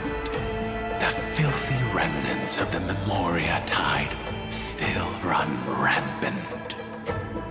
Let me accompany you through these rooms. You could use the help. And presumably, that giant who craves the power of dragons won't just let things rest. Do as you please. I'm moving ahead.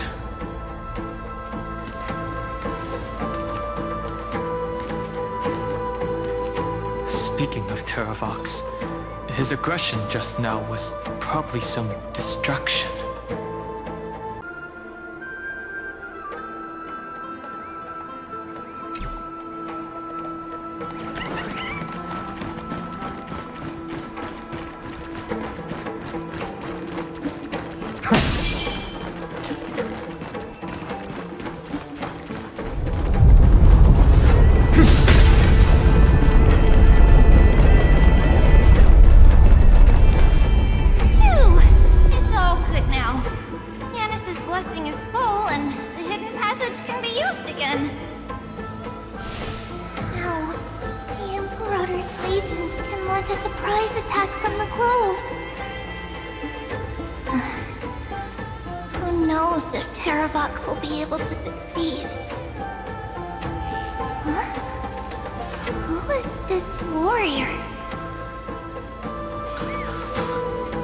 Lady Trebios, I am Dan Heng, the Trailblazer's companion. Dan Heng? Nice to meet you. I didn't realize Little Gray had more companions in addition to Little Cyrene. There is no need to elaborate further. They are merely a collection of your memories, just like me. No. If they were my memories, they would recognize me. Don Hong? Even though we don't know you, we'll still ask you to get somewhere safe. A terrible battle is about to break out here. Iceland's, Tux Gladiorum, is not far ahead. The evacuation efforts are almost over, so go now, or it might be too late. High Sealands. I see. In that case, I'll go look for her now. Thank you. No problem. We need to go deliver some messages, so we'll be off. Please, take care, Don Hung. Memories, crazed ramblings. What do you think? It's too early to reach a conclusion, but this memory is most definitely not mine. There are two possibilities. This memory either belongs to Terravox, or it belongs to her, the person you're desperately looking for. But the probability of the latter is very low. You should know better than I do. After that final battle, even the first genius couldn't determine where she went. Correct. But the conversation I just had gave me an idea. Let's forget Evernight for now. In the Vortex of Genesis, there was someone else who went missing along with her. I still have a chance to make contact with her. And the way I'll do it is right here in the Grove.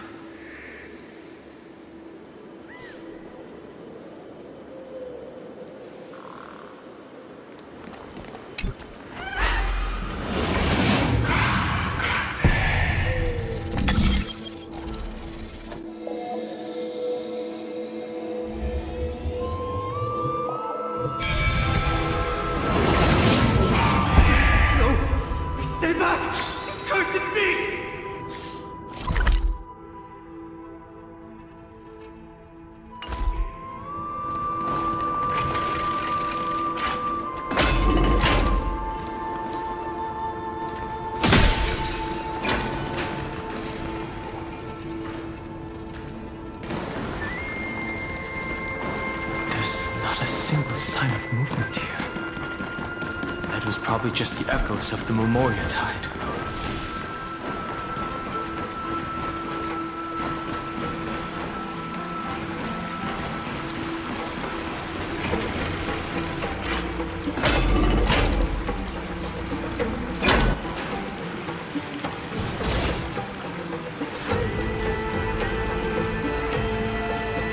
Are you the spirit thief? Bartolos? I see. Thank you for the advice. My Cloud Hymn magic will take it from here.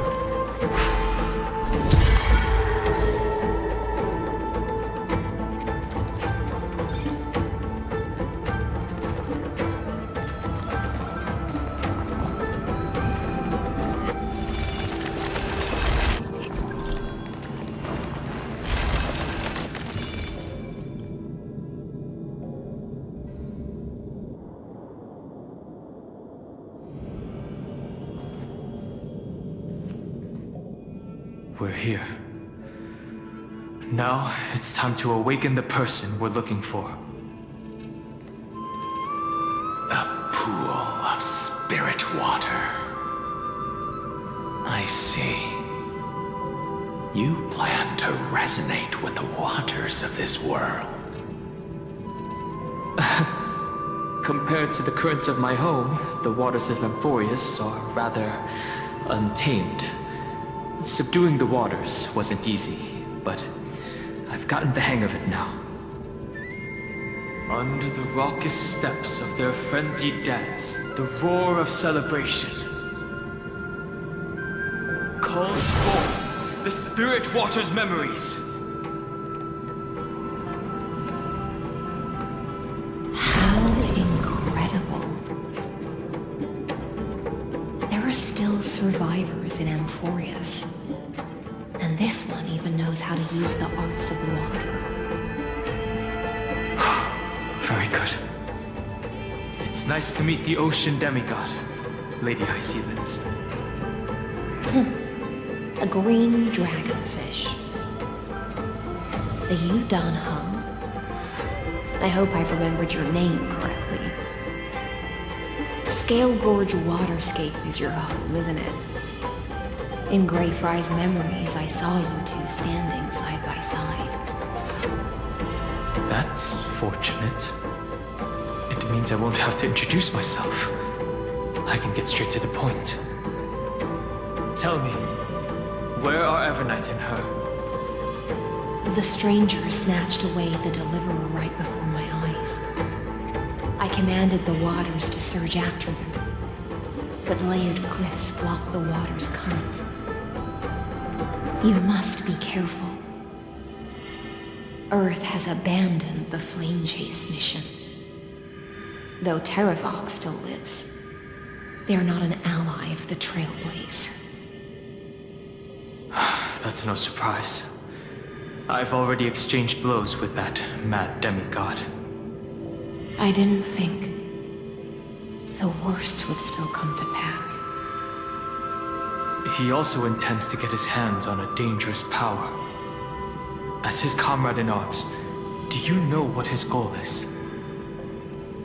Terravox has only ever cared for life born from this soil. If they covet powers from beyond the sky, I suppose it's out of the same care. Even so, their behavior is far too unusual. I presume they wouldn't have made such a drastic and irreversible decision if they had not exhausted all other means. But embracing the permanence may result in even more misfortune. While I admire that demigod's willpower, my position has not changed. It seems that if I want to find Evernight, I will have to confront Earth. Since my opponent has already turned into a vicious beast, what I do won't weigh on my conscience. Then allow my specter to accompany you, Lord Donham, as the demigod who witnessed the end of this world. At least let me sing an elegy for my last comrade. That doesn't sound like something you would normally say. Huh? What I do won't weigh on my conscience. I can certainly guess what you mean by that. I will never hesitate for my companions. I am a nameless. And what I'm going to do is defend all the hopes that are on the verge of fading away.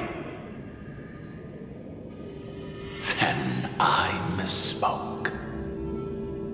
That is exactly how the guard of the Astral Express should act. If you please, Lady High Sealands.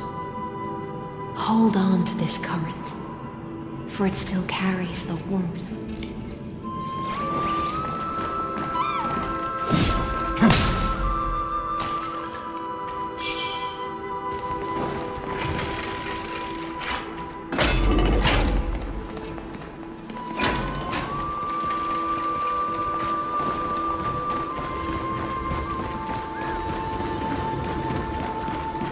Electra. Is that you? Who's that? You're right on time. Let the ocean sink into the Memoria tide. And become part of the sacrifice to resurrect the Earth. Join us.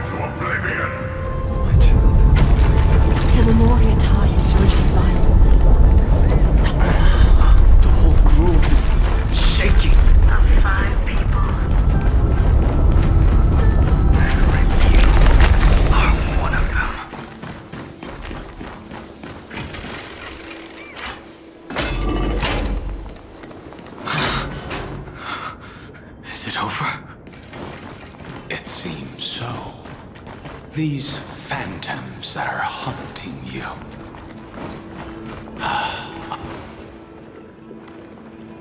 It's unusually quiet here compared to before. Don't let your guard down. The Memoria tide has become even more violent. Is that?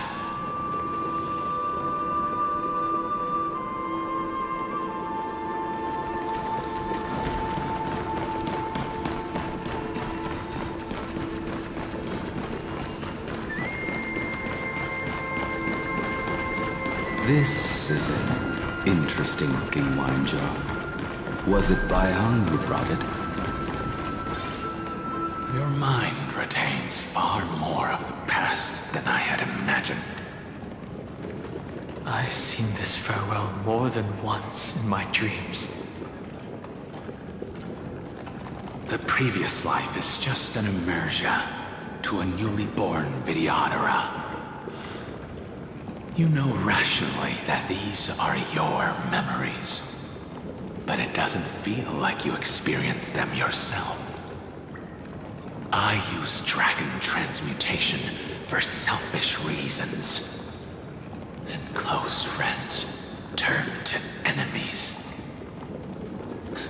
You probably want to ask me if it was worth it. The Military Affairs Office is placing more importance on the Yuchue's battle this time.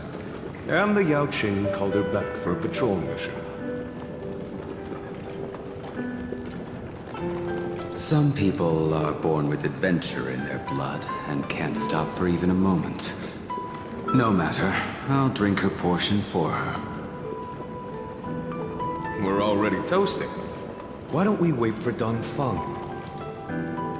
As always, the High Elder has endless meetings with the Preceptors that he can't get away from. Let's not wait on him.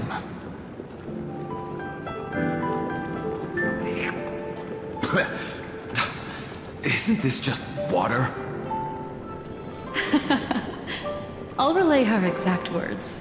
It is a mistake to drink too much before a battle, so I'll leave a jar of spring water from Thalassa's Crystal Palace. She said that wine only has flavor after a triumphant return. Why didn't you say so earlier? I didn't want to go along with her, but she insisted on seeing your expression after your first sip.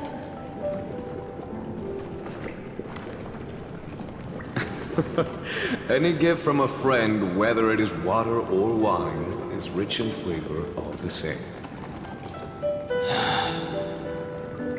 I see you still speak As if every sentence must add something of profound value. I see you still speak. As if every sentence must add something of profound value. Ah, you're just in time. The punishment for making us all wait should be 3 cups of wine. Spare me, please. I've already suffered enough next to the Ancient Sea. I've convinced the Preceptors. Vidyadhara, Cloudhymn Magi will join the battle on the front lines, and our armies will fight side by side. It seems like you can now carry out your plan for dealing with the Kitu Mirage, Jingyuan. Thank you for standing your ground against the dissenters, Dongfeng. I never thought those Preceptors would ever relent. After all of this, countless Vidyadhara. Countless Vidyadhara will lose their lives, with no chance at a molting rebirth. We all understand this. But the Vidyadhara cannot become a part of the Alliance's destiny if we do not share in its joys and sorrows. We would only be bystanders to everyone else's suffering. That is something we all understand as well. That is also why we've gathered here. Come, raise your cups. This toast is not for bidding farewell to each other, but for honoring the soldiers who will not return, for honoring our companions.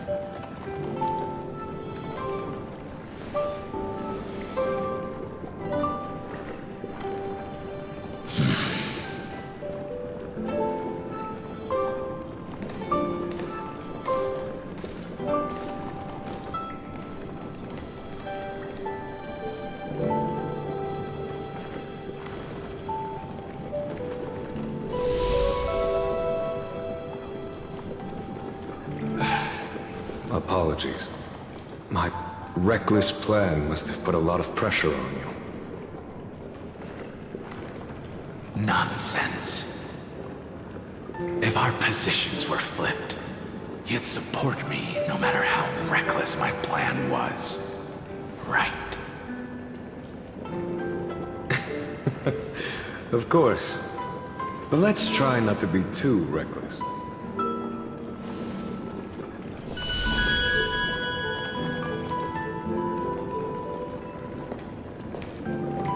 When you make a decision like this, people will always ask, was it worth it?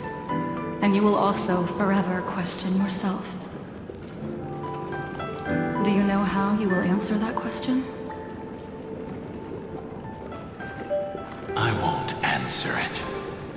I will prove it.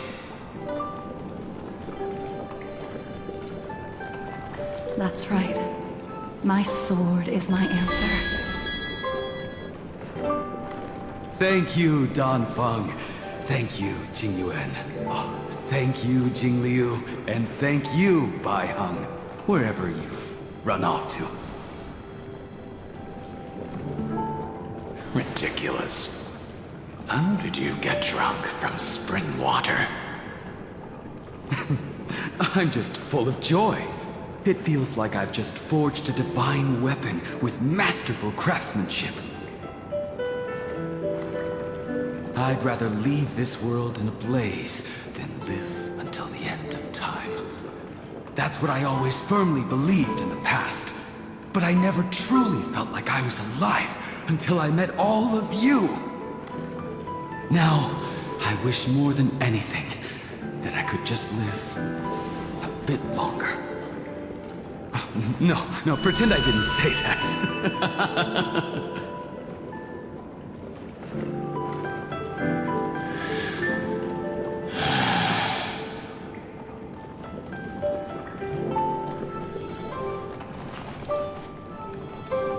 It's over. And you know exactly what happened to these 5 afterward. So, can you understand it now? after both she and March 7th have left you.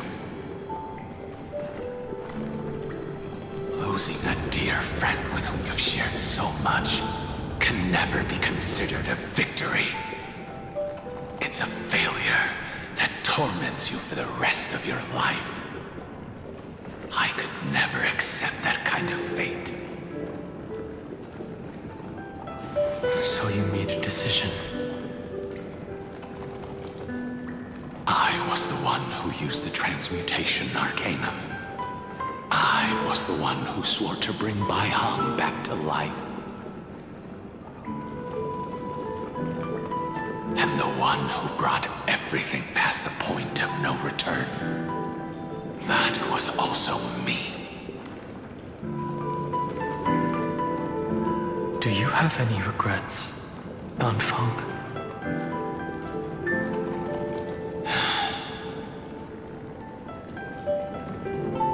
Even if I could reverse time, I would not choose differently. And if it had been Jing Liu, Jin Yuan, or even Ying Xing who died in battle, I'd still choose to do the same thing. Because only I could make that choice and protect all of this. Now, for the sake of your companions, for the sake of those two who walk alongside you, how much are you willing to sacrifice, Dan Hong?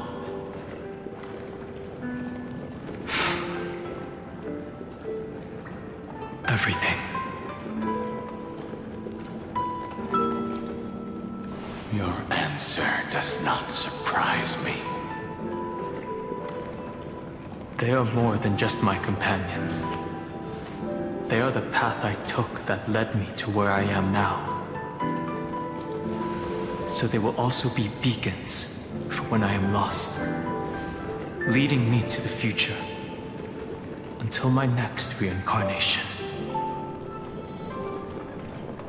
Then let me see how you carry out your convictions. Let's leave this place and go settle things with that mad demigod.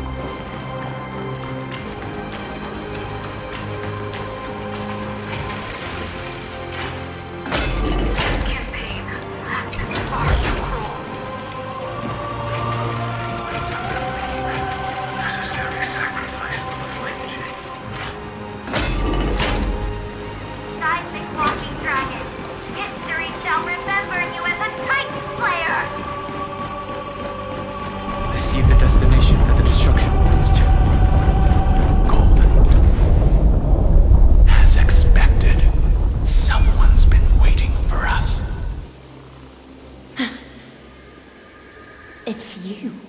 They are here. A scion of permanence. And your old comrade. Be prepared for the worst, Lord.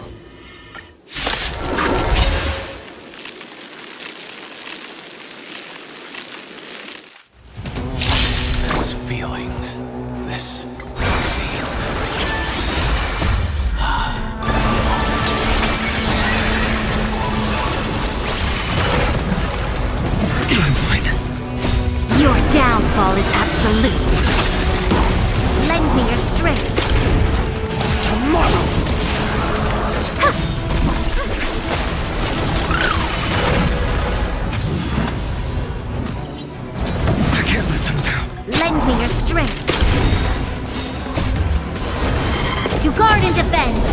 Crush them! Future will come! Hearing innumerable core flames consume me, hail the new dawn!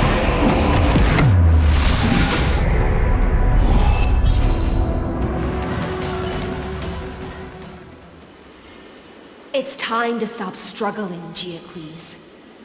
Go to your death with dignity. Before that, Leave it to me.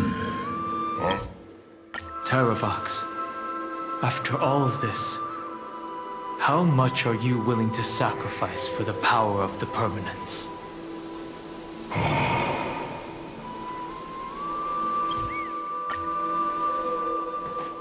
Then free what remains of my body, and let me give you this flame that turned away from the flame chase. I now relinquish my duty as a demigod.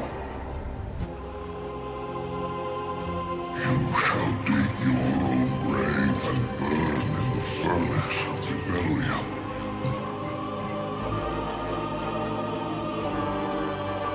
I only hope that, after all this time, Father will take me back into their heart.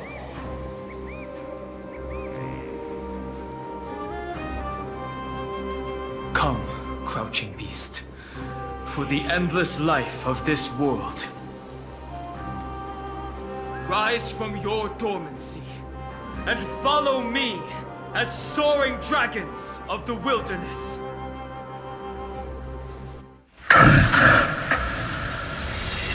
My final rebellion.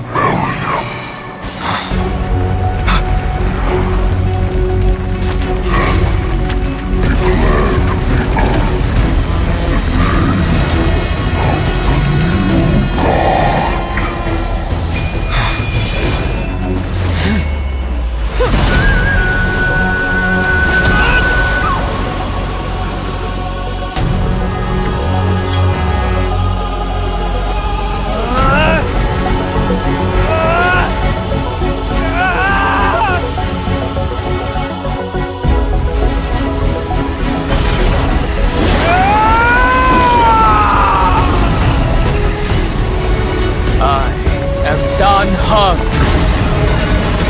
One who guards the Trailblaze's way forward.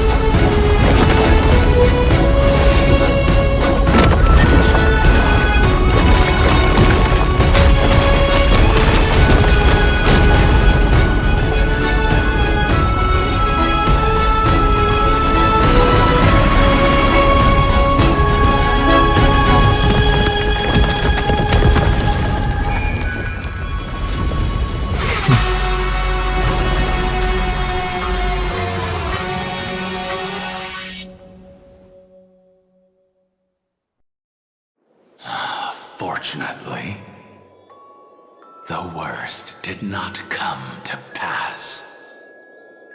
If your opponent had already turned into a vicious beast, whatever you did wouldn't weigh on your conscience. So what if that demigod had harbored ill intentions or vowed to fight to the death? Would you have pointed your spear at them and carved out the core flame with your own hands? There's no point in discussing what-ifs. Though, I'm glad it didn't come to that. Regardless, I will attempt to join this game and become a part of the Era Nova. This is the only way I can face my friends and this world with a clear conscience. Now that things are settled between us, it's time for you and I to say goodbye. Everything that I left behind has faded away at this point. Go and march toward your own permanence. As for how to tame it, I'll leave that to you. Thank you. We can't go back to the past and make better choices. But at least we can do better in the future. A dragon can only welcome new life by shedding away his old, scarred skin. For the first time in my life, I feel at ease. This burning core flame. Is this what the destruction feels like? The light is unexpectedly warm.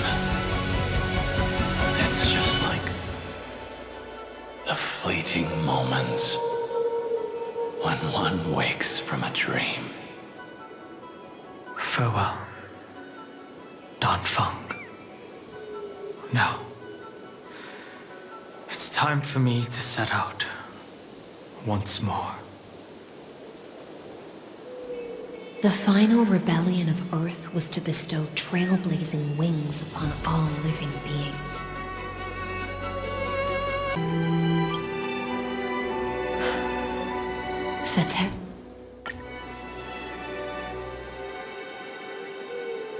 Ancient sacred tree, lend me your roots. With the core flame I carry, let me resonate with this land. With heaven and earth as my map. Circe's giant tree, witness to Amphorius. This time, I will follow its roots into the ancient earth until I find you. On this journey, I will become the bedrock of mountains and bear the cities above. With the currents, I merge into the tide, crashing upon the land's jagged reefs. I sweep across the nameless barrens, scattering endless snow and frost. Entwined in the cycle of day and night, into the deepest depths of this world. Adrift in the darkness that was before all else. When can I lead you out of this maze? No. I can't do it with just my eyes alone. Maybe it was never me. Maybe it was always you who could set us free. Long time no see. All right, let's settle this and keep moving. That's where we will all find our answers. Hey, Danhang, wake up. Three of a kind. Two pair. Ace. Go.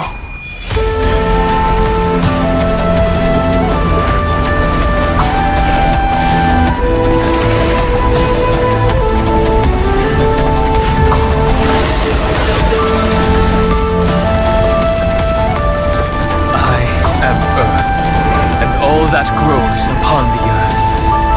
I am you.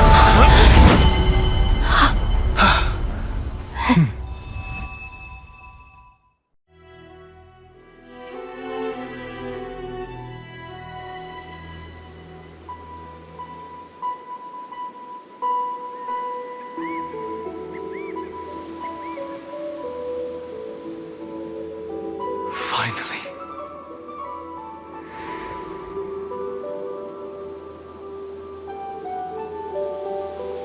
I found you.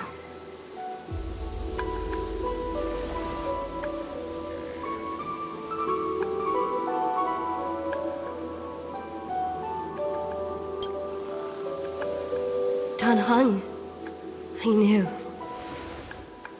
you would come back. While you were trapped, I experienced a lot.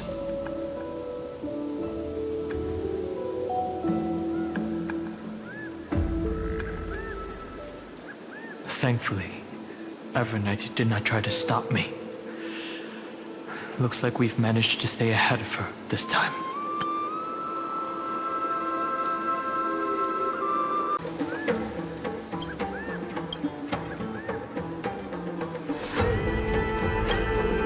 I understand. Her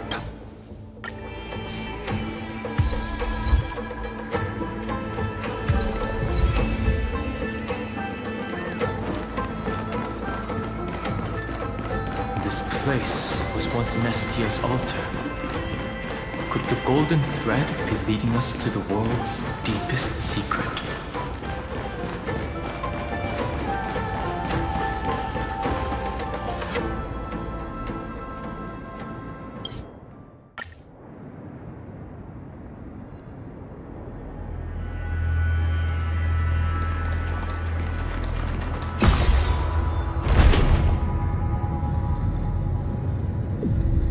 It's endless. It feels like we're plunging into an abyss.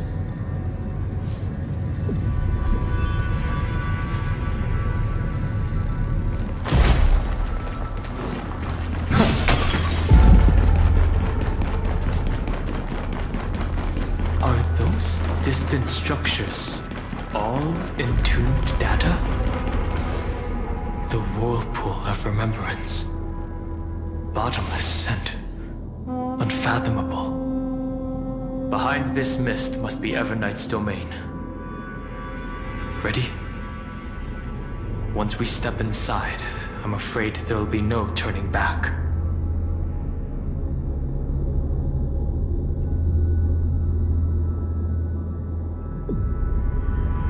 March 7th is surely waiting to see us again. Let's go. On the Trailblaze, no one gets left behind.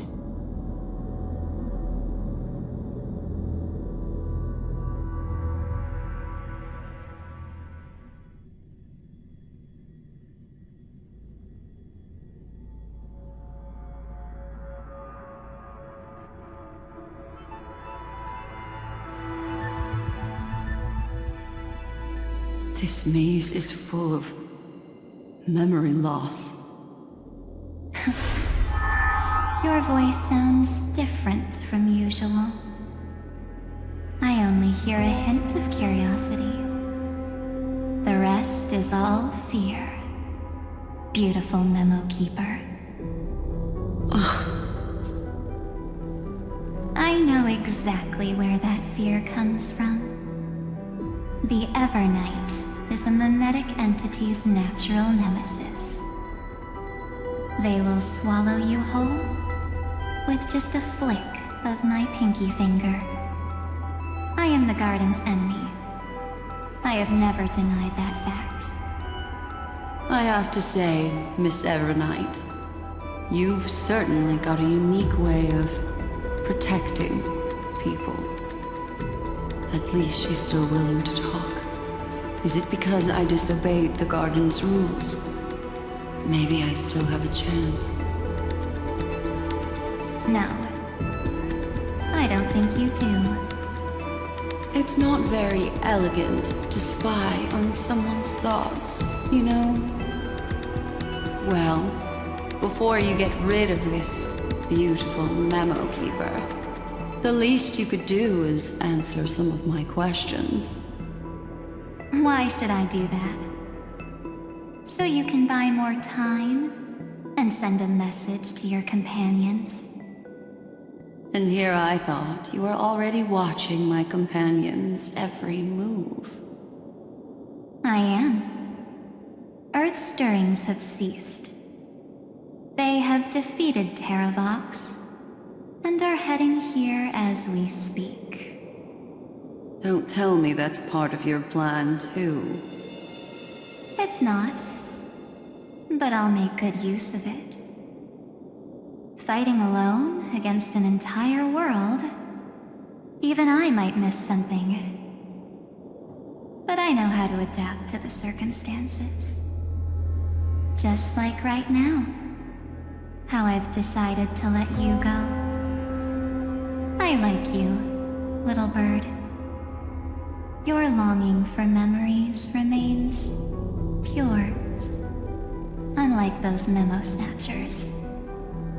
Your most precious quality is how you've yet to be tainted by the garden's dark side. I'll take that as a compliment. But I still don't understand why you kidnapped me here. Well, seeing is believing. So, why don't we take a stroll together?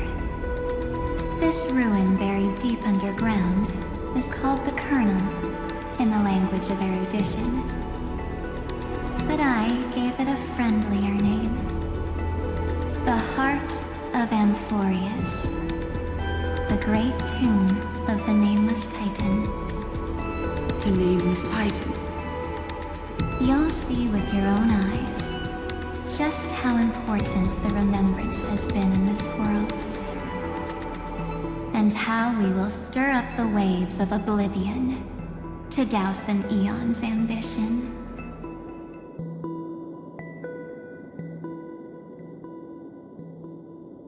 You've been hiding here all this time. That's right. Curious about how I discovered this place? It's not actually all that complicated. The road we just walked was the beginning of March 7th's journey in Amphorius. The beginning? Do you still remember how 3 paths are said to intertwine in Amphorius? That 3 entities, each comparable to an emanator, left their marks in this world. There's Xandar, Iron Tomb, and... That's right. To this day, there have been no signs of the entity corresponding to the remembrance. The Garden of Recollection was curious about that too. So the Memo Snatchers spent an unimaginably long time chiseling out a tiny channel to peek into this world. But there was always a power in the memory zone that kept them out. And when March 7th's consciousness was seized, it was a ripple of the remembrance that protected her and sent her in here. Can I assume then that this hypothetical emanator of remembrance was consistently protecting this world from the Garden's eyes until the Astral Express arrived?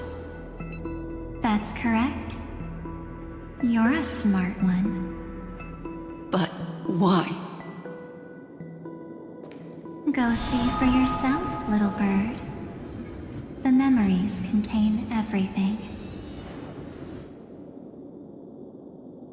This gate is really impressive. These are March 7th's memories.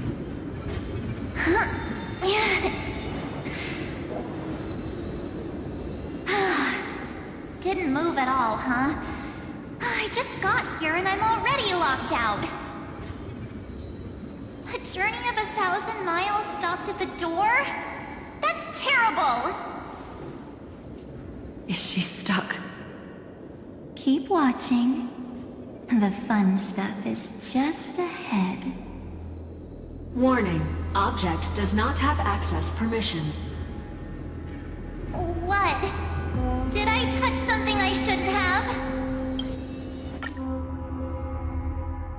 I thought Evernight would have done something to stop us, but it's been smooth sailing the whole way through.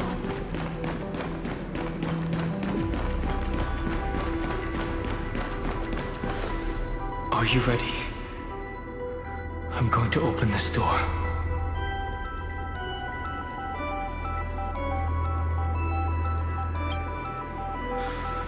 Three, 2, 1. Warning.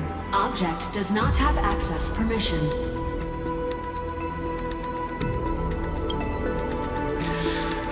That means we're in the right place. Warning. Warning. Warning. Get ready. Incoming. Welcome back. What? I'll be waiting for you. It mentioned your name.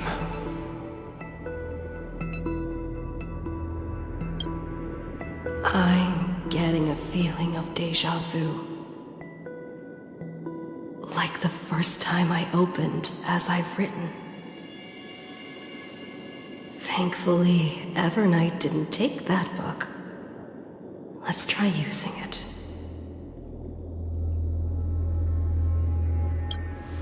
Operation authorized. Protocol name. The seal's gone. Didn't think this book would have a use here.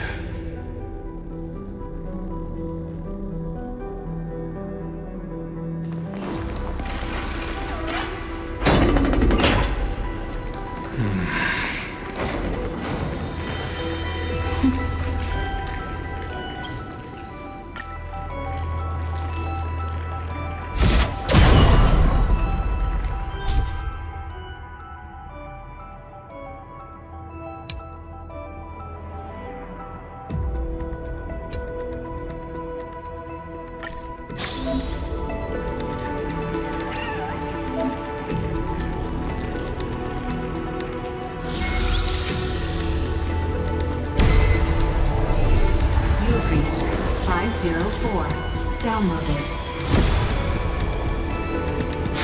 As expected, the data stream flew into the crystal in the middle. It's absorbing 30 million departures. 30 million shatterings. And the beginning of 30 million flame-chased journeys. Fate betrayed Trebios, but she was never betrayed by humanity. Uploads 405. Downloaded.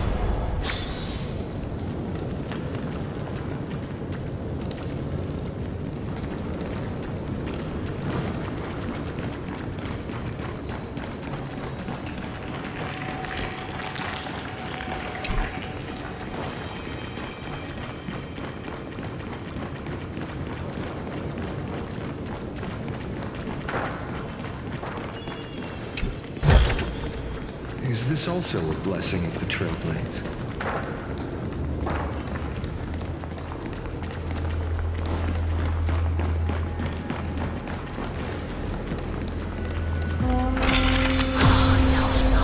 so desolate.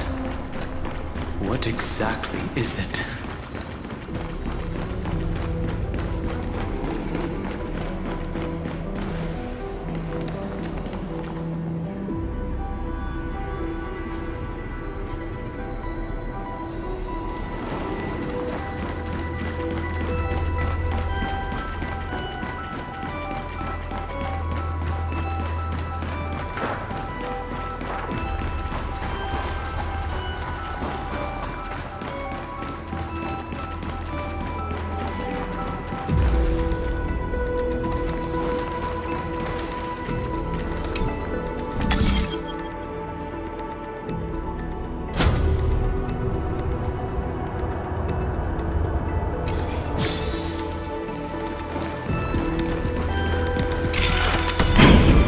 You must be very familiar with the story of time now, so why don't we leave some pages for the heroes instead?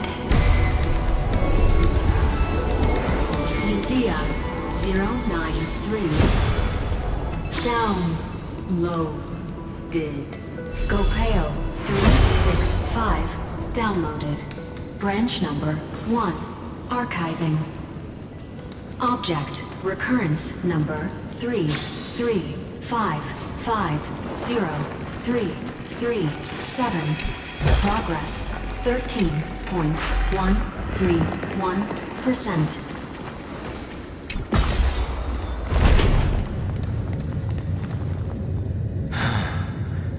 There's a notch in the terminal that's just the right size for this book. Branch number 1. Archived. Encapsulating encryption key.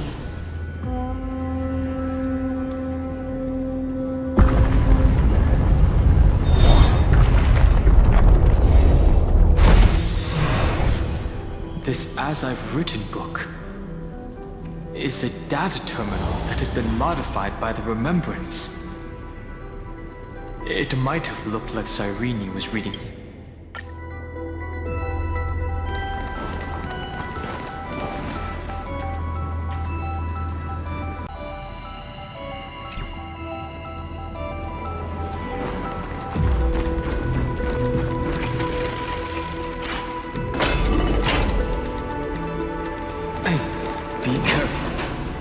Evernight's eyes are everywhere. Don't get too far from me. That chronocognitive anchor will protect us. What is this? It's hard to believe. So many countless storage arrays.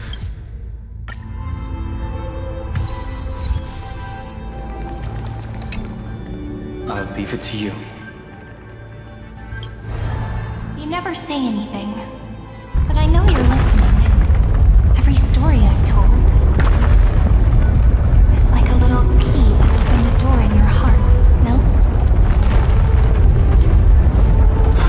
The path has appeared. Go!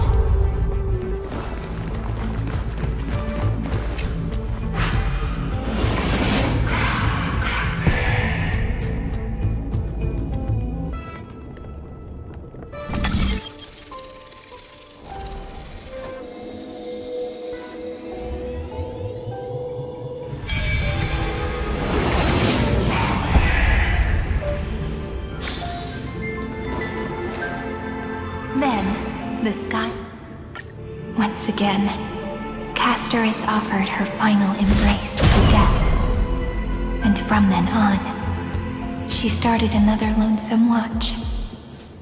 How wonderful would it be for someone to give her a real hug?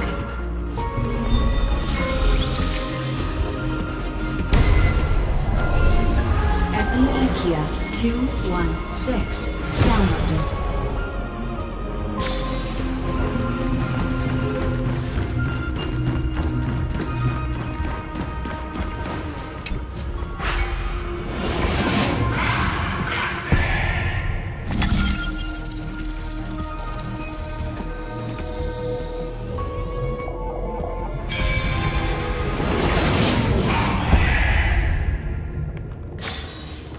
Devious cat. The trick. The hand of Zagreus. Seems like we're needed here. Maybe the rune will only be completed after the modules are inserted into the slot.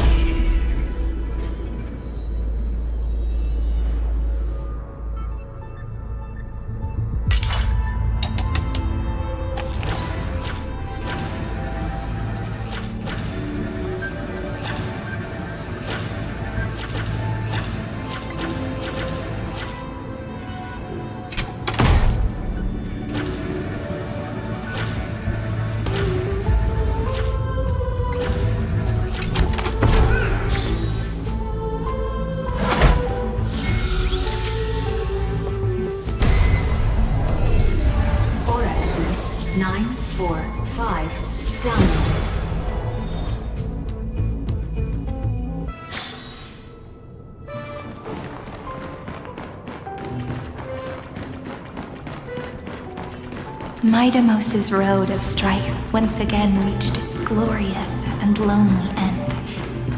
As always. Access denied.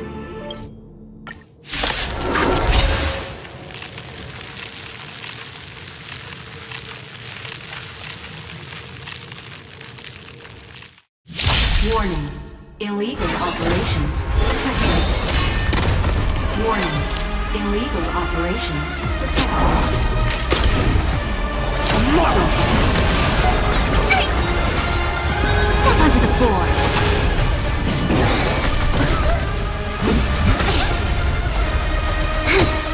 Future will come! Get them! Be your devil! I'll crush them all! To guard and defend! Crush them!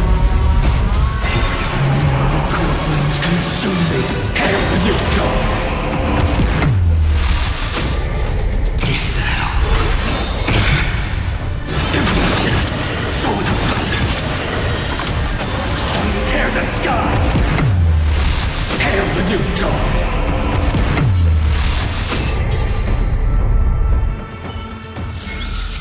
Amphorius will welcome true dawn. Polymus 600. Eleos 252. Downloaded. Branch number 2. Archiving. Object recurrence number 335503337. Progress 31.313%. Nice. Let's go encapsulate the encryption key. Branch number 2 archived. Encapsulating encryption key. I've been wondering, could all the memories we've encountered on the way be Evernight's traps? She still hasn't shown herself. That's very suspicious. Let's go back and use the encryption key to open a new path.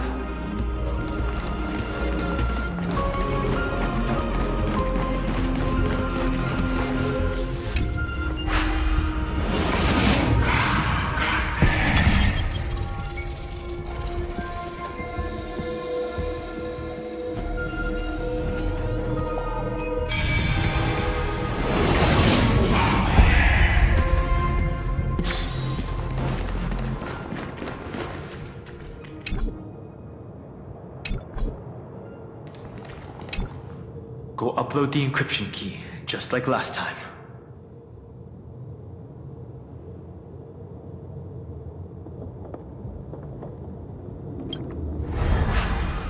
What could be behind this door? Glittering crystals? Or a beautiful world I've never seen before?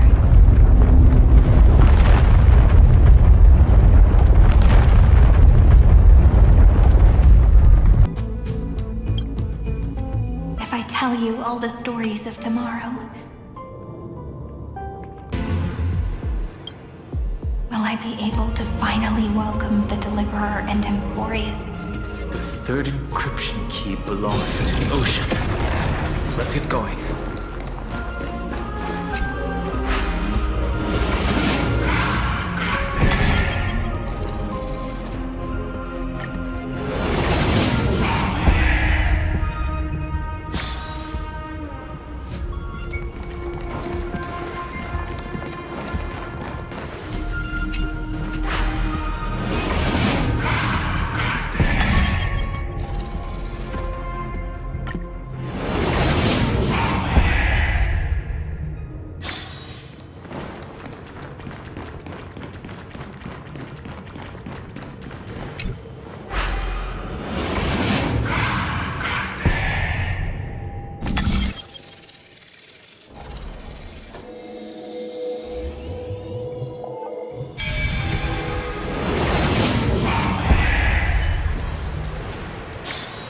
No worries.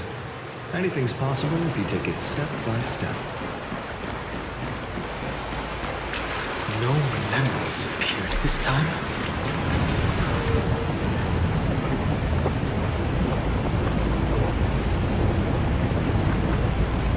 It's a huge fan. Use the chrono vessel over there to stop it.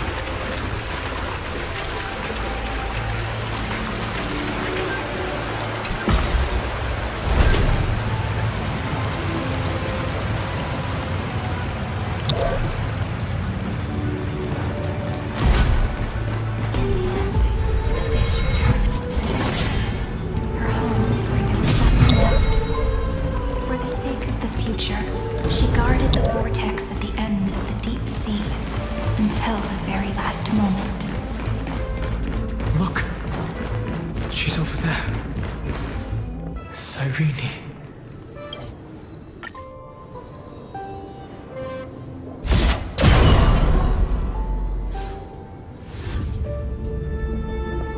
Anaxagoras once again completed the proof with his life. His answer was so complete. All he was missing was a last variant. Schema 720. Downloaded.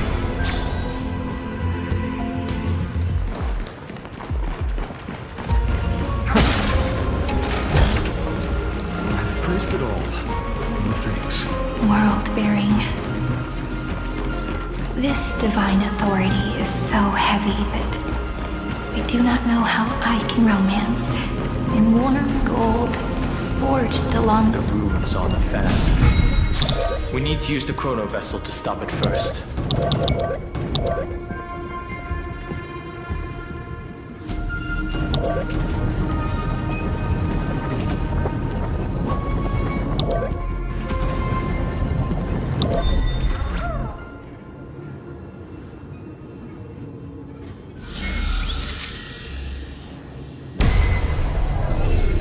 Carlos 618. Downloaded.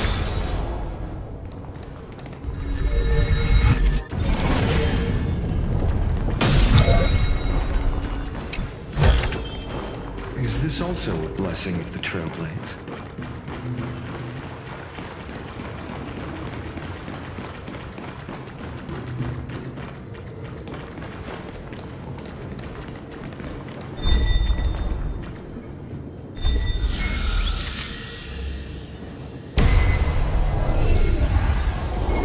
Nikos 496. Downloaded. Aporia 432. Downloaded. Branch number 3. Archiving. Object recurrence number 335503337. Progress 13.131%. That's the last encryption key. Branch number 3. Archive.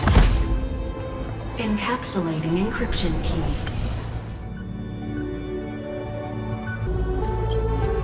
Encryption key encapsulation complete.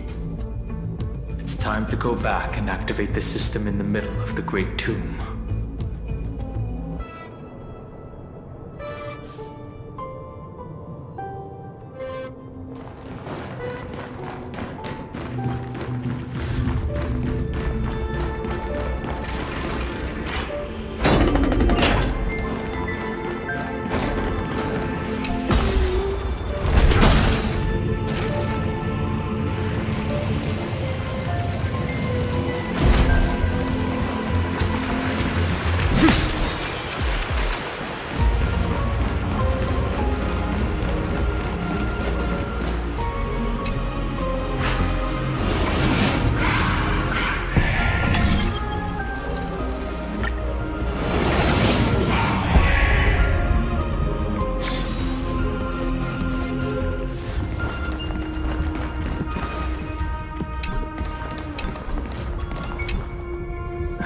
The third encryption key, and the final piece of the puzzle.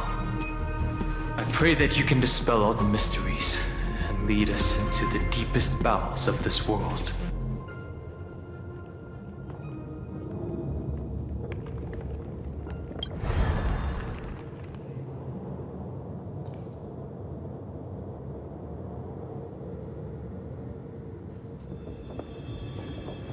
Someone once told the very first me that everything was false.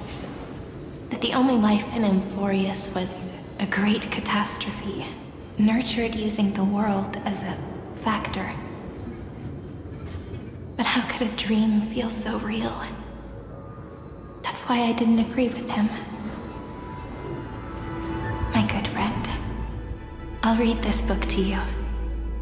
For the 33,550,335th time. way, it won't just be Cyrene's memories alone.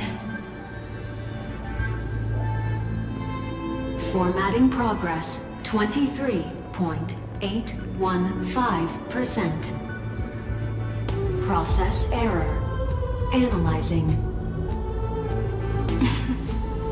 It doesn't even make me feel cold anymore.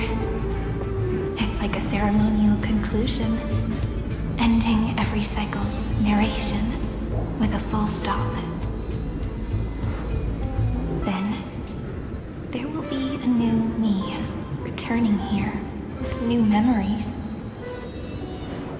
Before I knew it, this palace we built together was no longer a dream that Cyrene alone indulged in. It's now a saga, composed by you, me, and all the Flame Chasers. It's our weak but endless prayer for tomorrow. There will come a day when someone turns over this nearly eternal page and awakens all the dust-covered memories, so they can be recalled by the world in a more beautiful form. Process error. Analyzing. I'll read, and you'll listen, like how flowers always bloom, then wither. I shall welcome my own decay, becoming nourishment for the next flower's bud. And you shall continue to wait here, protecting this garden of memories. That way, when the Deliverer arrives, the first thing they'll see is an endless sea of flowers. And our stories will be lying silently among the flowers, like every ripple of remembrance.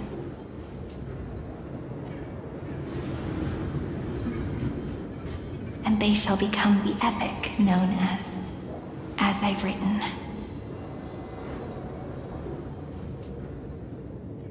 The texture of memories is preserved in countless pillars. She gave everything to record all the forgotten recurrences across 30 million cycles.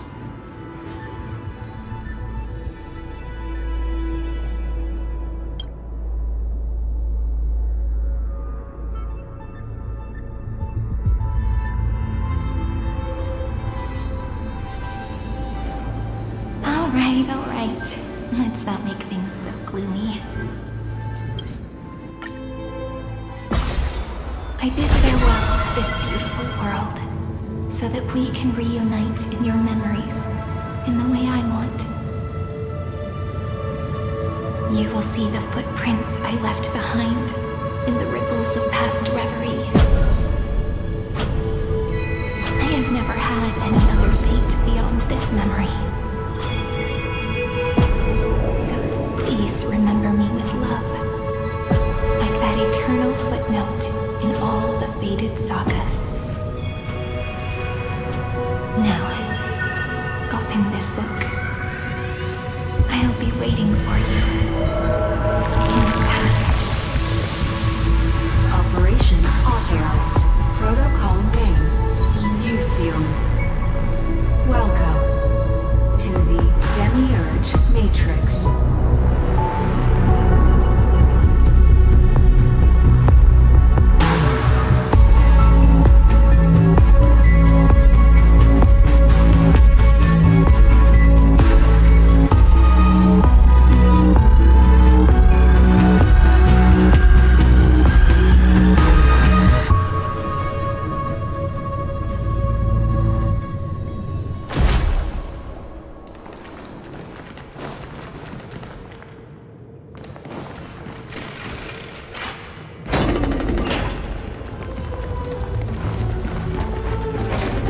Listener lies behind this door.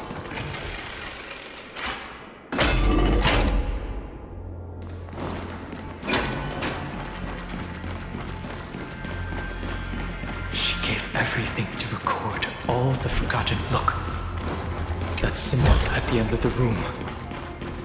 It belongs to the 13th Titan, the unknown Solid. Those who are lost remain lost, while those who have met will meet again. What a touching scene. The deepest place in this world is exactly the ideal location for the Trailblaze to reunite. You're not the one we want to reunite with, Evernight. But you'd better explain everything to us. This tomb and the 13th Titan. Tell us everything you know. You're too on edge, Don Hung. I've always been honest with the two of you. Before we talk about Amphorius's destiny, why don't we lay aside our differences and take a moment together to mourn for the cruel truth. Truth? So you still haven't figured it out. Take another moment to look around. Look closely. You must be curious as to where the final Titan is located, right? What a good question that is. I too am curious. Because there's absolutely nothing here. Except a cold, empty void. You mean Cyrene was deceived? Indeed. Fu Li planted a false hope in her heart, making her believe that she was special, and that Amphorius still had a chance.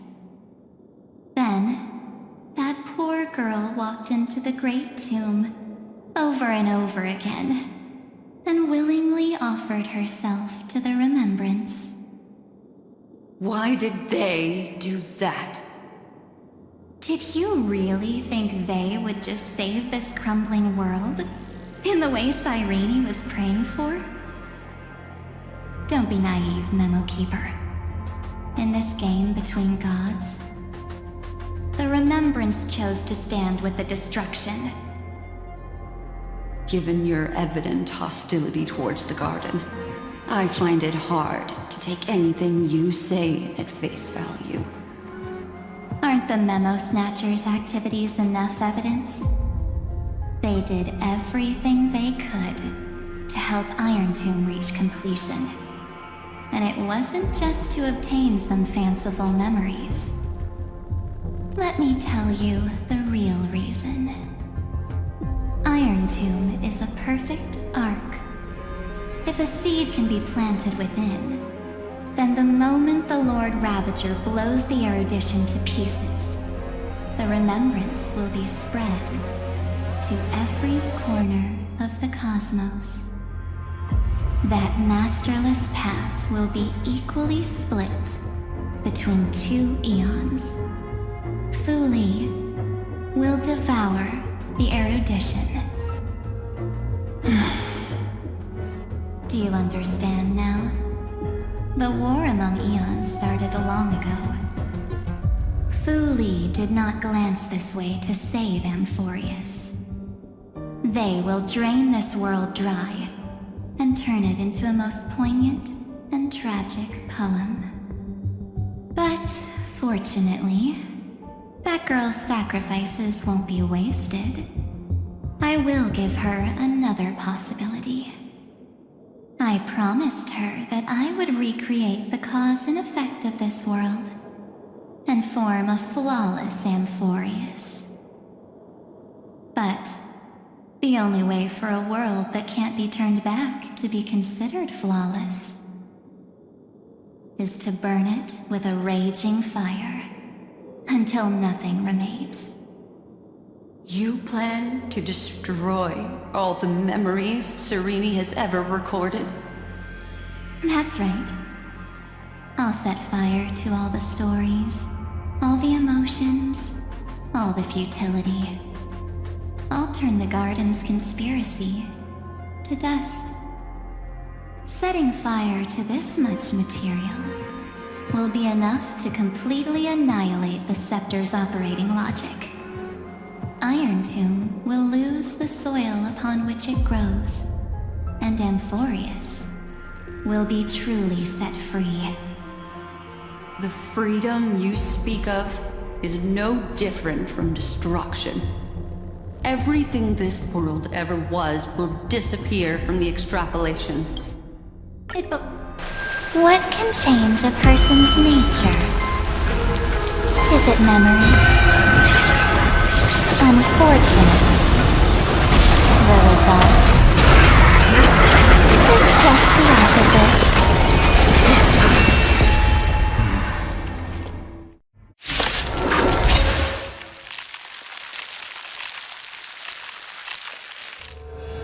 A new life is to be born.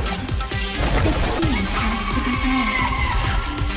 Only through abandonment and oblivion can souls walk from emptiness towards rebirth.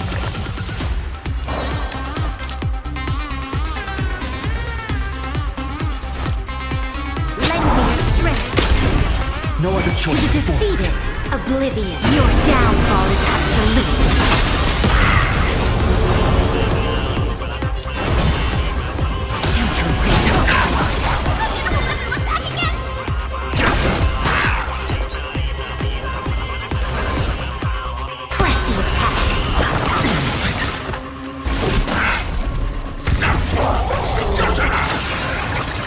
You'll pay for this.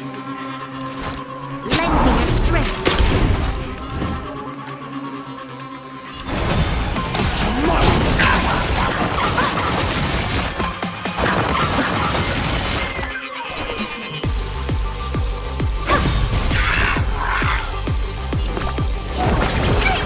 Resistance is tiny.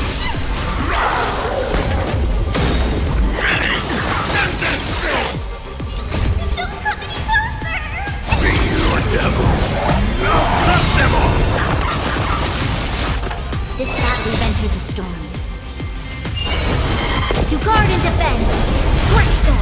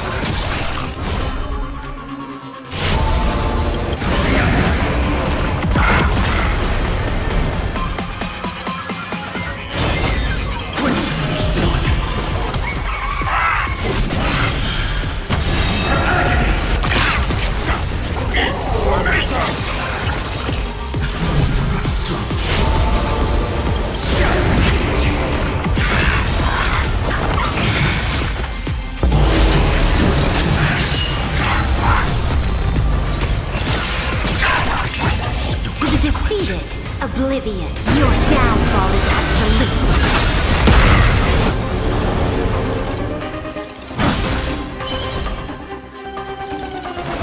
A bloody fight.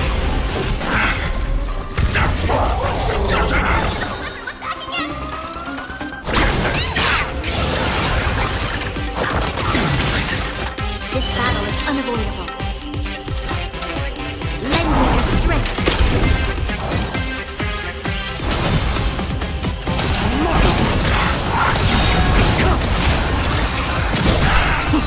Ready yourself.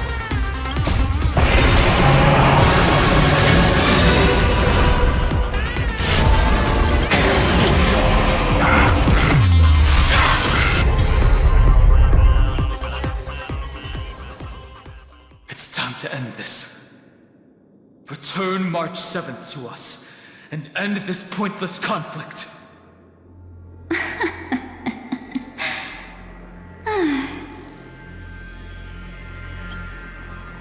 Don't get the wrong idea. I just need some time to deal with some unnecessary trouble. The encryption key written by those geniuses is already invalid. How about we play a game, dear?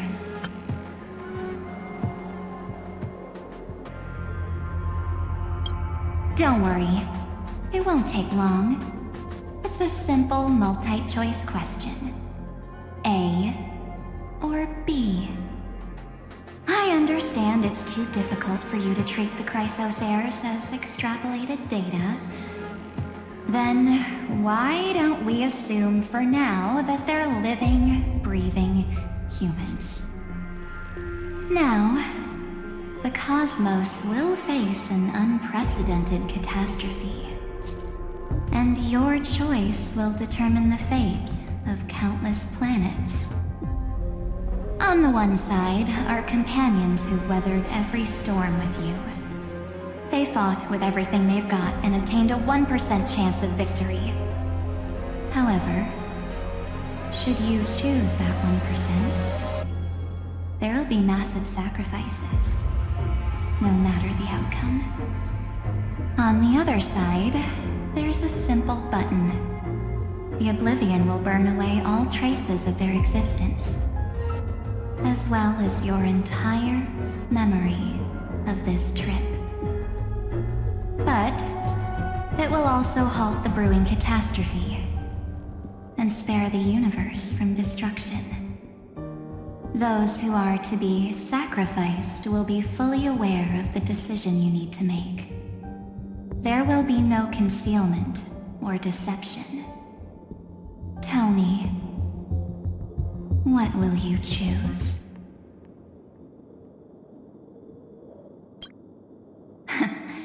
You're right. This choice is meaningless and unimportant. The only interesting thing is the number of people making that choice.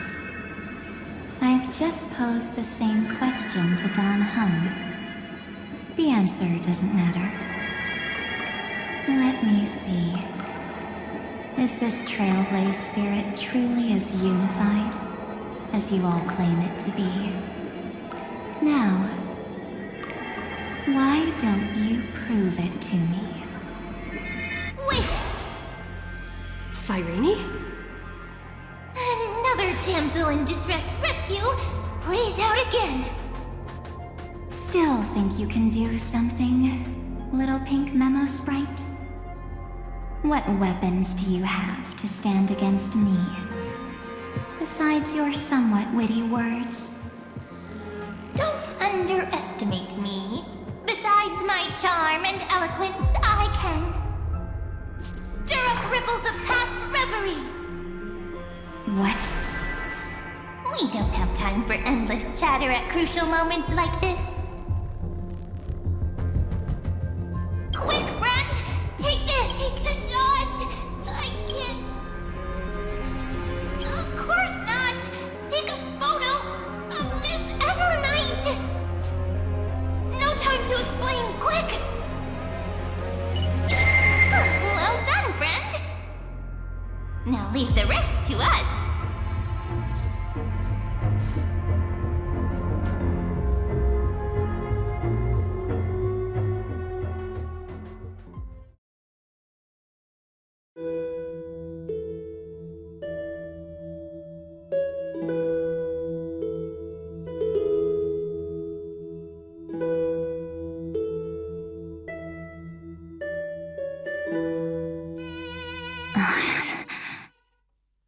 This is a light cone made from someone's memories.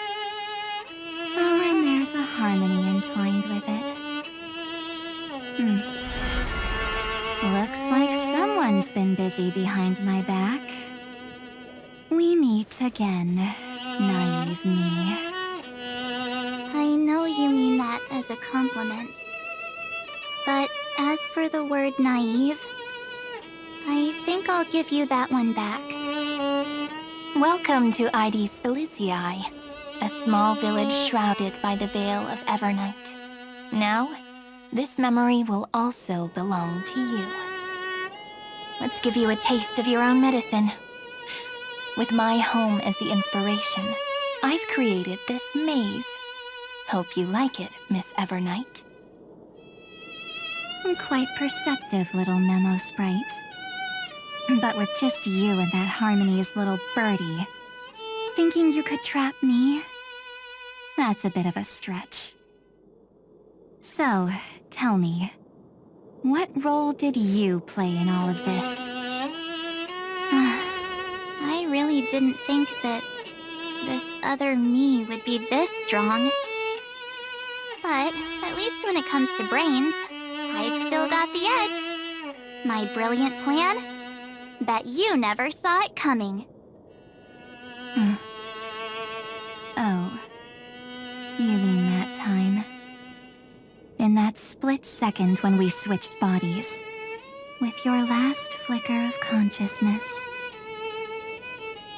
You hid yourself within the Titan's veil. Huh? You got it already? No suspense at all. But my plan was super thought out. I know those two better than anyone. A promise is a promise for them. They never go back on their word. History books, diaries, and photostones are all perfect catalysts for memories. That's right. So when I hear her press the shutter, even if there's just a teeny bit of my consciousness left, I'd whoosh right into the camera. But if you put it like that, aren't you leaving a lot to chance? No way.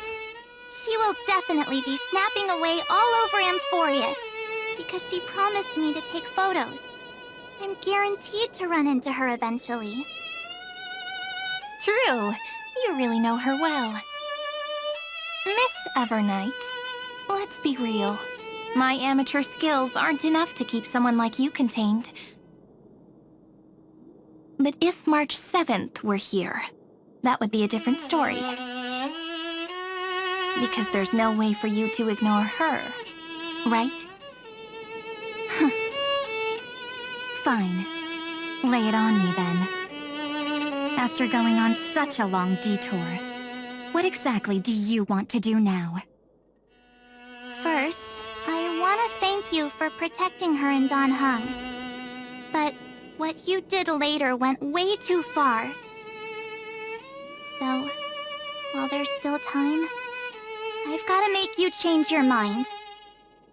There is something that truly puzzles me. How did you find yourself again? After giving up all your memories and becoming an empty soul. Looks like you aren't so omnipotent or omniscient after all, huh? The answer is simple.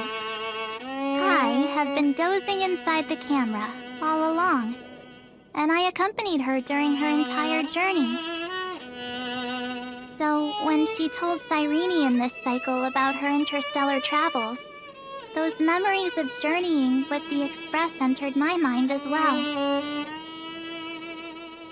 I may still be far from the complete March 7th, but these memories were more than enough to fight you. So, you know what led up to this, and what followed, right? Go ahead. Tell me. Let's hear why you're so confident you can sway me. Why? Isn't the reason super obvious? Even through a camera lens, I know that the love, hate, and struggles that happened in Amphorius were the same as what real living people experience. Same old topic. I already got her to make a choice. The weights on each side of the scale are far too unequal. when destruction looms, trying to preserve everything only means sacrificing everything. Well, take a step back. Before we ask this question, have you ever really thought about it? What right do we really have to make choices for others?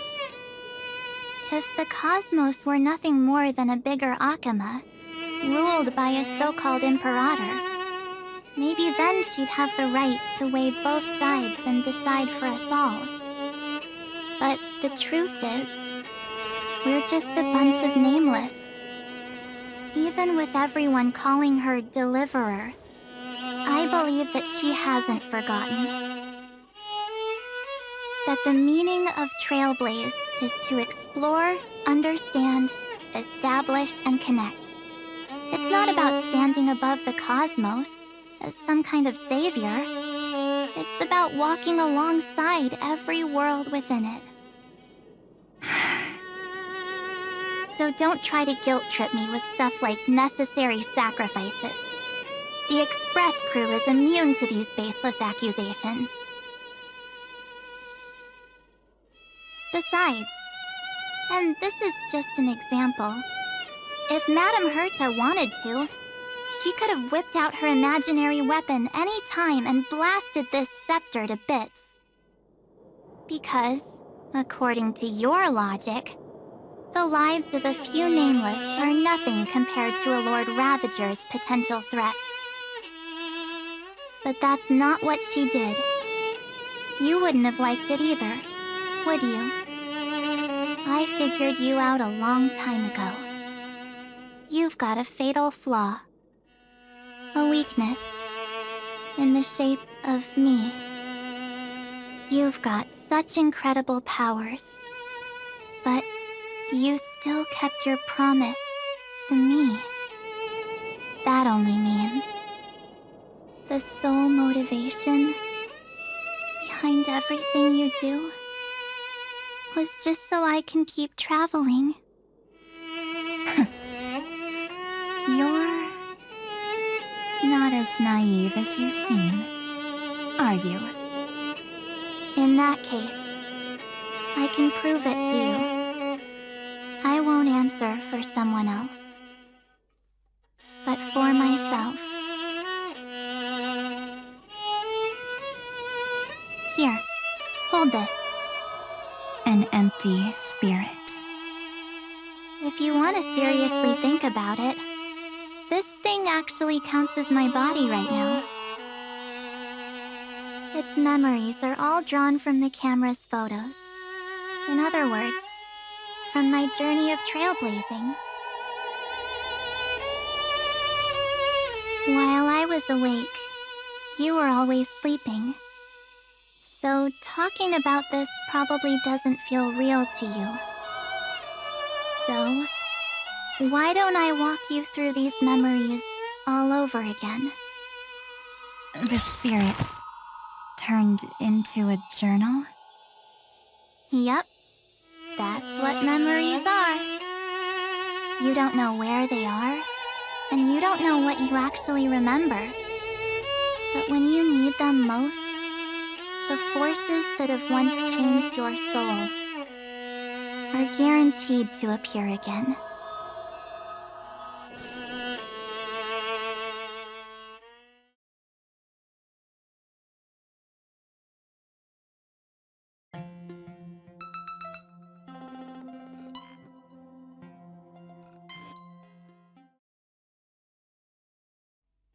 So, how was your first Trailblaze journey?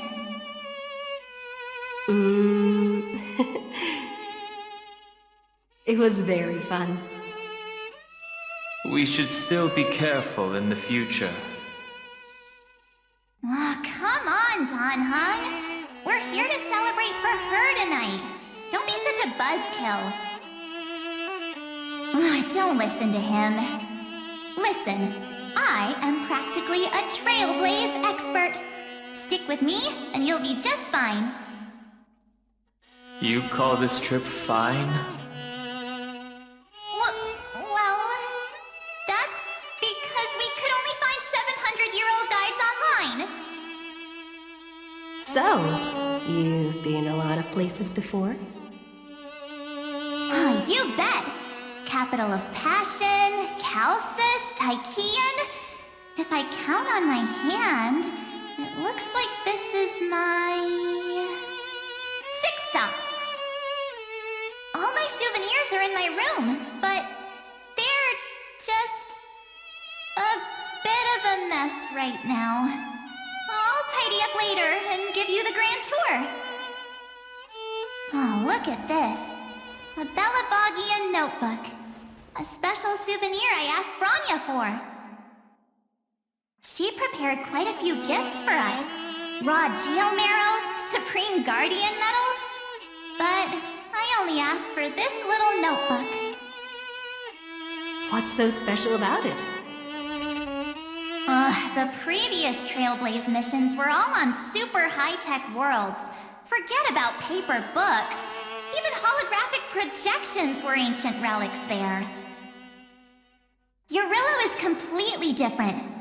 Watching people record their lives with pen and paper, I finally understood why some still cherish writing journals by hand.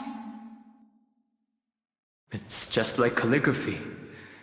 Those deep emotions buried in human hearts can only be awakened through such seemingly thankless actions.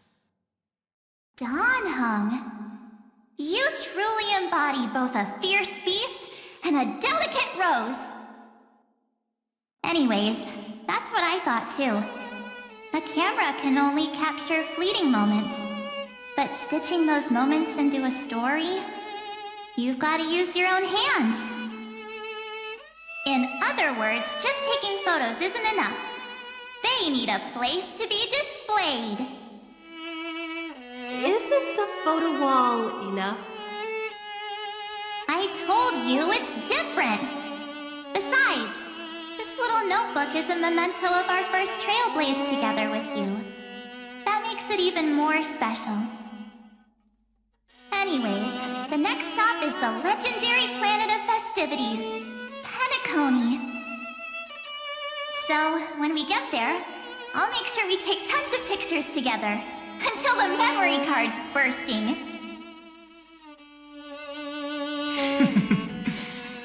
Fine by me. And one more thing. If I'm ever too busy to get off at a stop, this camera is gonna be in your hands.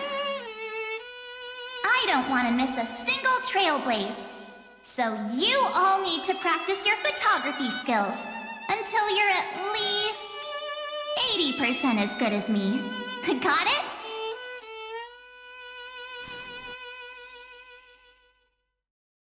Back then, I was only half joking. I never thought I'd actually miss out. And after just 2 stops, too. Those 97 days alone had me on edge. I honestly thought that was gonna be it for me. Thankfully, with my quick thinking and sharp planning, I managed to keep up with those 2. By hiding in the camera. So what? That's still trailblazing. The camera is my true form. That might have been a joke, but it came true this time. Well, yeah, it was super inconvenient. I couldn't help them when they were in danger. Couldn't complain when they talked total nonsense. And watching her snap a terrible photo, I couldn't even control the shutter. But I stuck with them all the way. Till where we are now. Together with them, I got to know this beautiful yet dying world. I claimed our first core flame on the flame chase journey. I met new companions, then bid them farewell. I inherited everyone's determination, carrying it forward into the future they fought for. One they can never see. Until my destiny becomes one with this world, rewriting the predestined tragic ending, and returning to the true starry skies together with everyone. Only then can I pen the name March 7th. Into this hero's journey called Amphorius. Into this unprecedented trailblaze.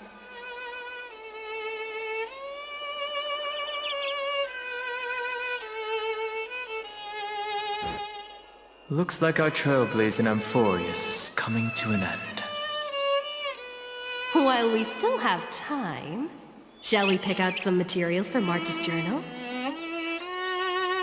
Aha! No way we're skipping this one. Huh? When did you take this? Wasn't the storage card full? I still had my phone. Scared now, Don hung the seal head. The first seed competitor with the ghost seal in the super duper fun seal slammers. I'm against including this photo, but suit yourself.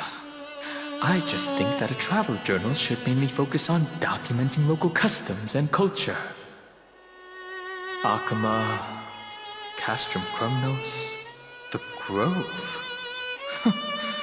These shots are all pretty great. I have to say, your skills are almost on par with March's now. That's how awesome I am. Oh, right! How about this one? The Veil of Evernight. Onyx, the Titan lurking behind the mist. Pretty epic, right? Is that actual mist, or just a motion blur from your shaky hands? Hey, that was a super tense moment. I only had the chance to take a quick one. We're lucky to have anything at all.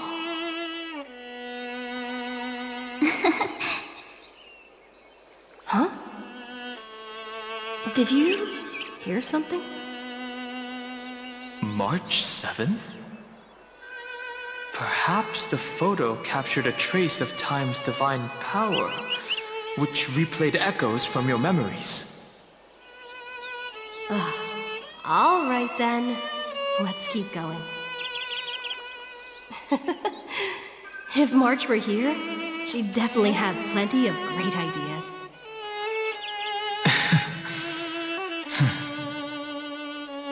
They went back and forth like that, discussing for hours. It was like they were arguing about which game to play. How to sneak midnight snacks from the dining car without Pom-Pom noticing. Or who was gonna wash Miss Himeko's coffee cup. Just like every other night on the Express. They've always been by my side. No one knows about my forgotten past. But no one holds it against me. That's because... We can't go back to the past and make better choices. But at least we can do better in the future. Isn't that right?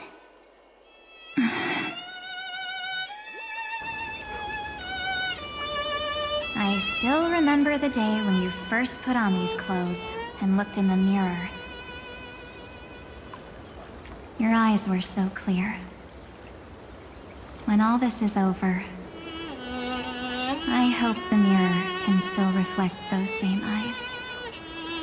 You're pretty naive too. Always hoping that the mirror will show the most beautiful side.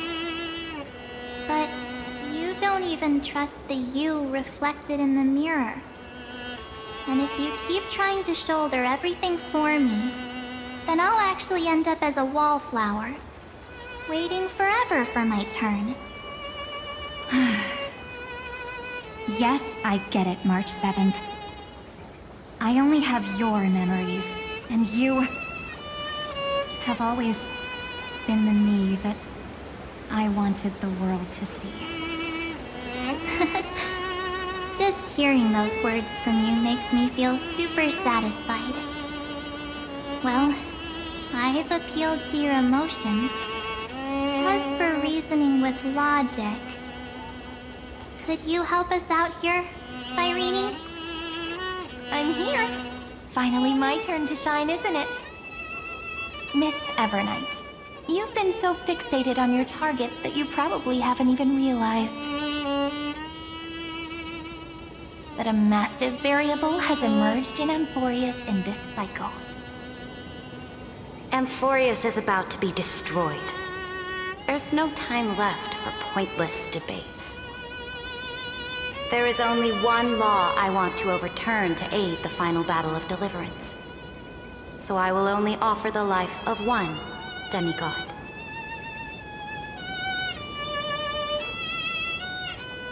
The Imperator added one extra rule to the final Era Nova at the cost of her life. That's how she can ensure Amphorius doesn't become a sacrifice in the cosmic conflict. Even if this world has to exist in the form of Iron Tomb, it will stand on its own among the stars, just as she had wanted. Oh, interesting. What does she want to do? Simple. If any anomaly occurs during the Era Nova process, all foreign elements will be eliminated immediately. Whether it's the Remembrance or the Trailblaze, and the 12 core flames will complete the final Era Nova through the purest form of destruction. A daring wager indeed. That ruthless Imperator. Could she have already sensed that the Remembrance was plotting in the shadows? No. You managed to fool everyone. There's no way she could have known your plan. Modifying this law was just a precaution, to prevent the Astral Express and the geniuses from betraying Amphorius after her downfall. But if you insist on doing this right now, then the cosmos will undoubtedly face the worst possible outcome. My friend, Dan Heng, and March 7th will all merge with the Scepter and become a victim of the destruction.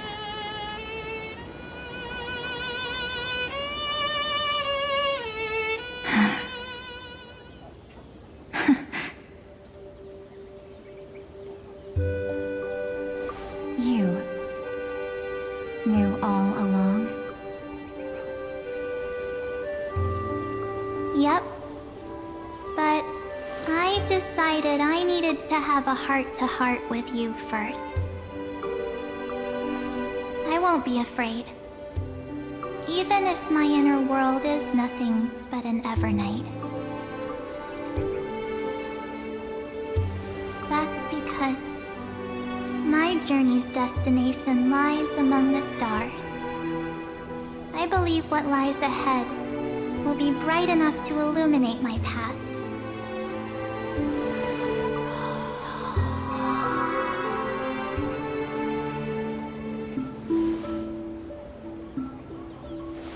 Thank you for your coddling. But please trust me and leave it to me. Both my past and that obsessive oblivion will help me become even stronger than her and Dan Heng.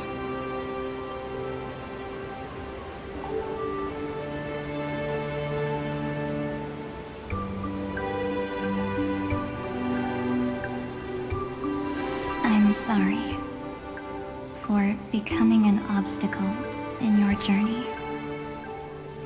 Don't apologize, Evernight. We're just two sides reflected by the same mirror, aren't we? So, when we bid farewell to our division and become one,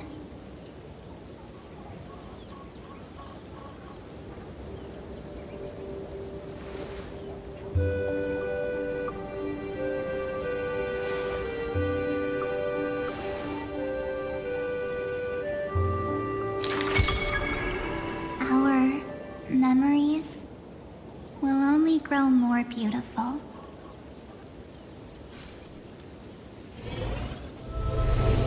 Many thanks, Mr. Sunday. Are they in this memory zone?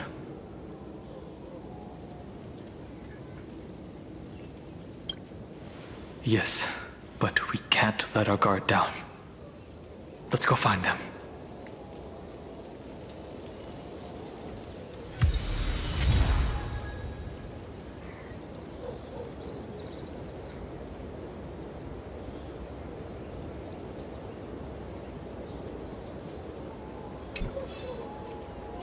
It's unusually quiet here. March 7th isn't here.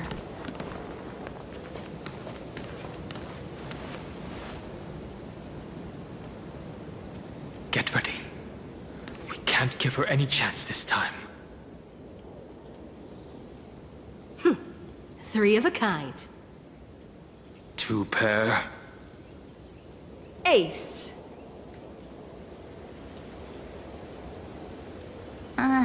Ace?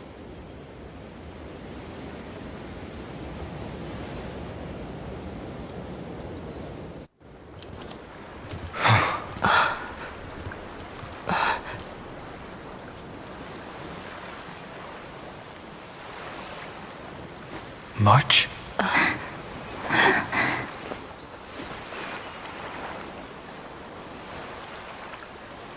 Of course it's me. It's been a while.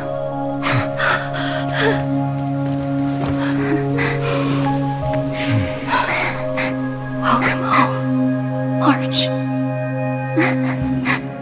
I'm back.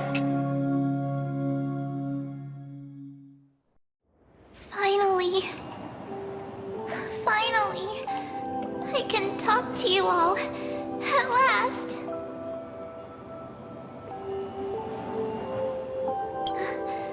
How can I possibly hold back my tears at a time like this? You protected us, March. I had so many ideas for our reunion. I was gonna sneak up from behind you when you weren't looking, tap you both on the shoulder, and then flick you each on the head. And shout, "What took you so long to find me? Don't you know how to move faster?"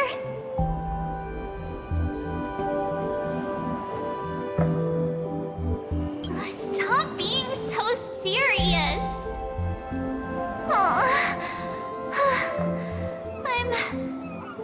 I'm just so happy. We both know that you've been by our side this whole time. This Trailblaze journey wouldn't be complete without you. We'll not only trailblaze into the future together and save the world, we'll also return to the Express together and head towards our next destination.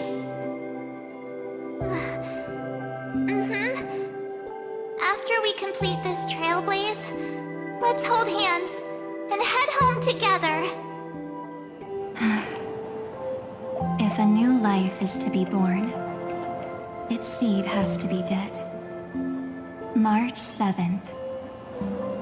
When you bid farewell to your past, and are born from the six-phased ice, have you thought about the version of yourself you want to see in the mirror?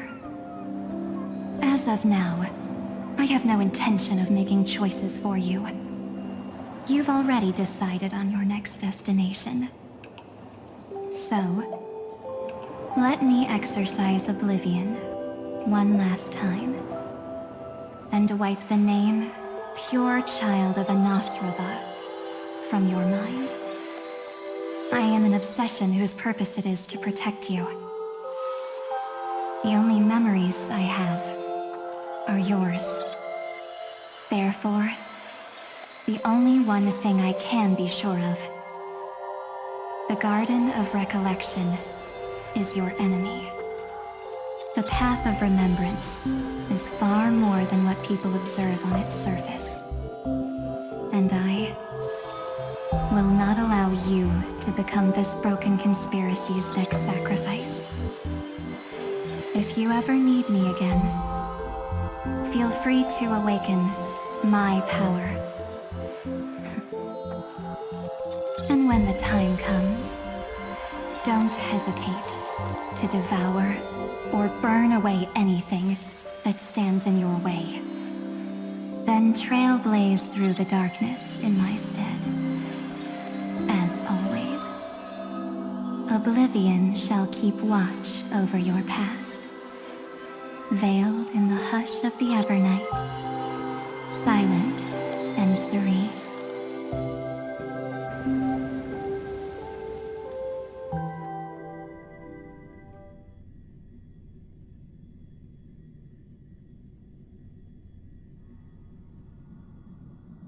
Oh?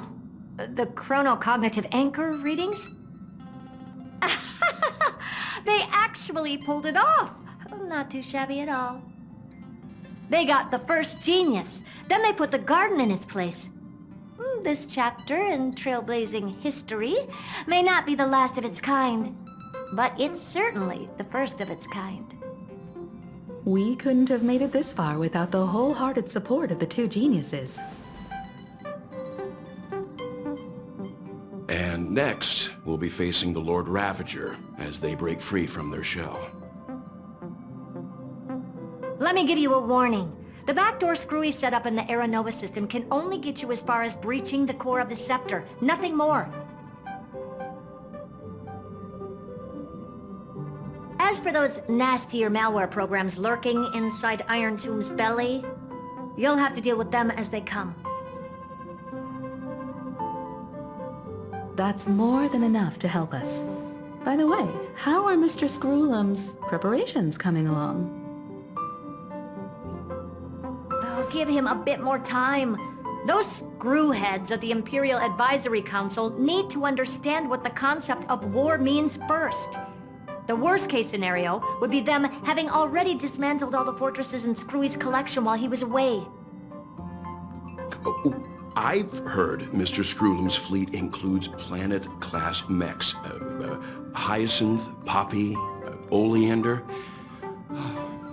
Which one will answer the call, I wonder? You sure know your stuff. I'd rather none of them show up and let my space station save some face.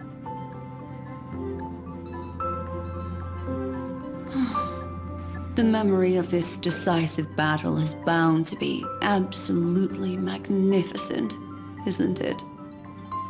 Sorry to keep you waiting, everyone. I also have some news to share. The Xianzhou Alliance has replied that they are willing to offer what modest support they can in the campaign against Iron Tomb. The Alliance? Not just the Luofu? This is really good news. With this, our odds of victory just went up another notch. Whether this news is good or bad remains to be seen. What do you mean? Something has happened that even General Jing Yuan couldn't understand. He urgently wants me to inform the two geniuses that Amphorius' causality has vanished from the matrix of Prescience Ultima. This means the instant in Noose's calculations is drawing closer to this world.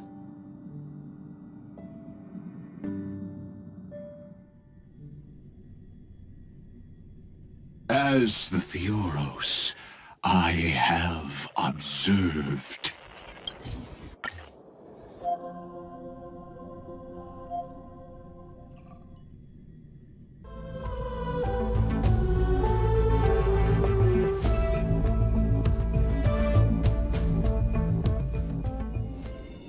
All shall bid farewell to one, and that person alone will witness the miracle. Such is the will of fate. But this time, it will be the final flame chase journey. The epic with endless cycles is about to end. The extrapolations of the erudition, the core flames of the destruction, and the textures of the remembrance. The three paths converge once again at the world's end. And the Trailblaze will write a new beginning for this world. Not only that, we'll also carry the history of all 30 million recurrences into the new world with us. It would This miracle wasn't created by just one person. Finan would have long been consumed by the core flames if he hadn't chiseled his companion's dying wishes into his soul. And if the hero's resolve to chase the flames had wavered, Cyrene's journey would never have begun. The heroes never yielded and never fell during Euphorius' 30 million cycles. It was fate that fell instead.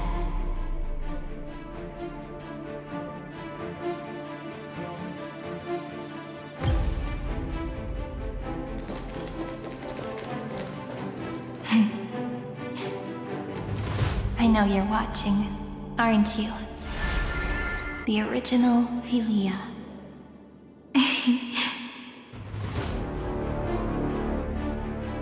Weird. I still couldn't recover the memories of these 30 million lives in the end.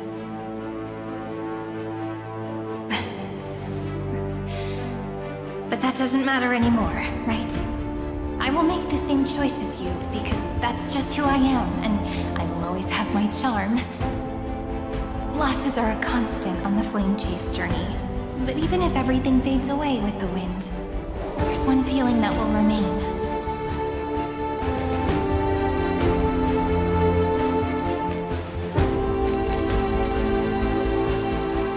Love will always exist, right?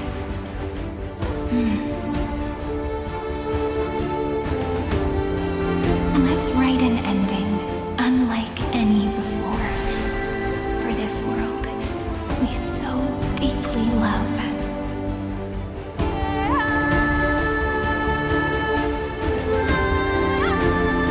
Behold, O gods, Euphorius has achieved her victory, and the Era Nova approaches.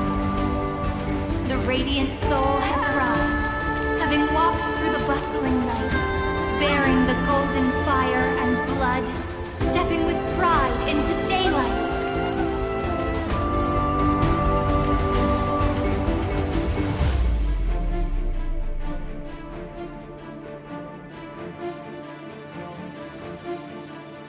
Euphorius! I do not call your name suddenly, or without cause. I come here to recount history. In this world, they fused burning golden ichor into their bodies. Will destiny remember their names in days to come?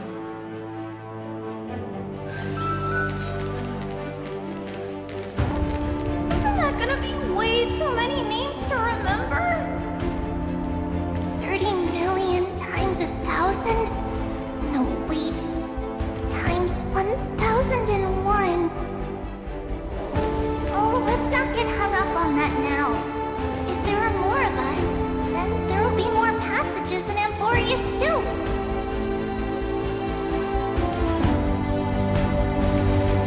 Together, let's reach the end of the west wind where flowers bloom in spring. See you tomorrow.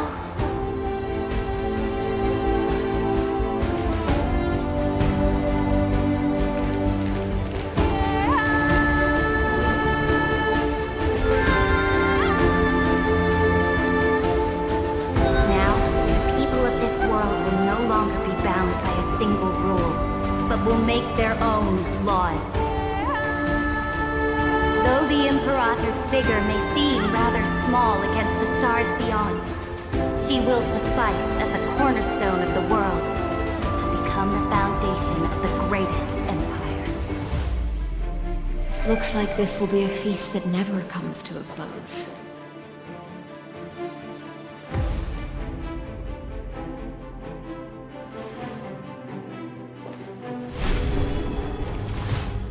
May the fish never leave the ocean, and may the days ahead shine like pearls.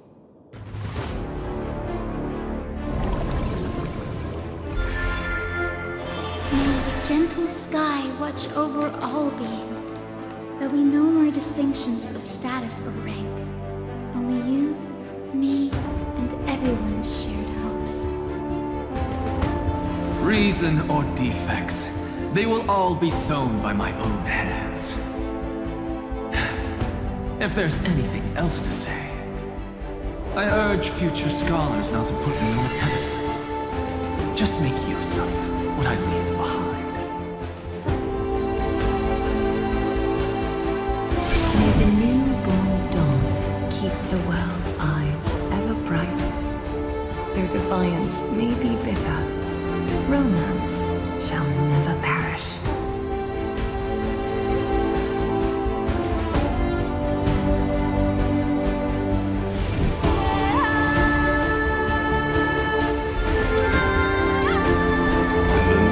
Son of Gorgon, warriors shall fight for strife, with glory as their end, to march forward towards light.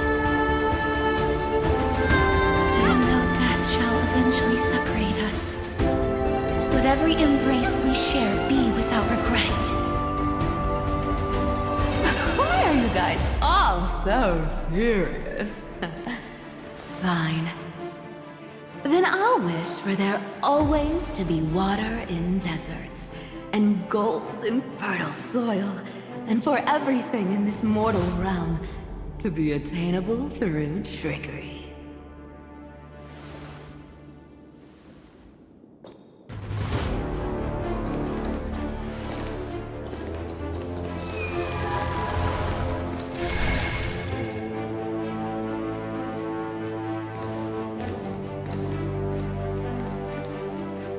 Earth shall protect the past, present, and future, eternally sustaining life.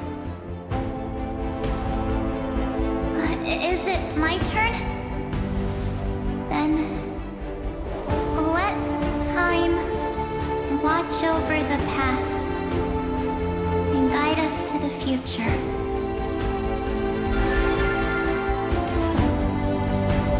Just like the Trailblaze. It isn't like you to be this serious, partner. Or are you hesitating about how to carry out the divine authority of world-bearing? Or do you already know the answer in your heart?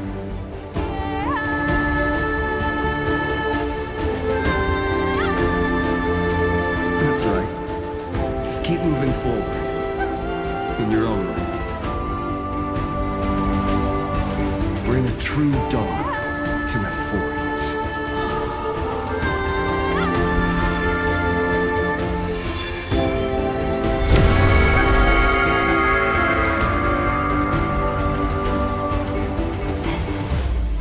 In the name of world-bearing, I promise you, Kefali will never forget this. And now, let us all embark on this final grand journey. Stand with me and become heroes.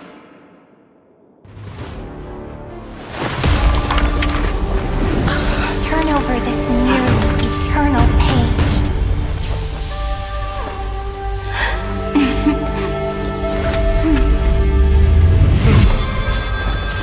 Let the Trailblaze write an ending unlike any that ever was.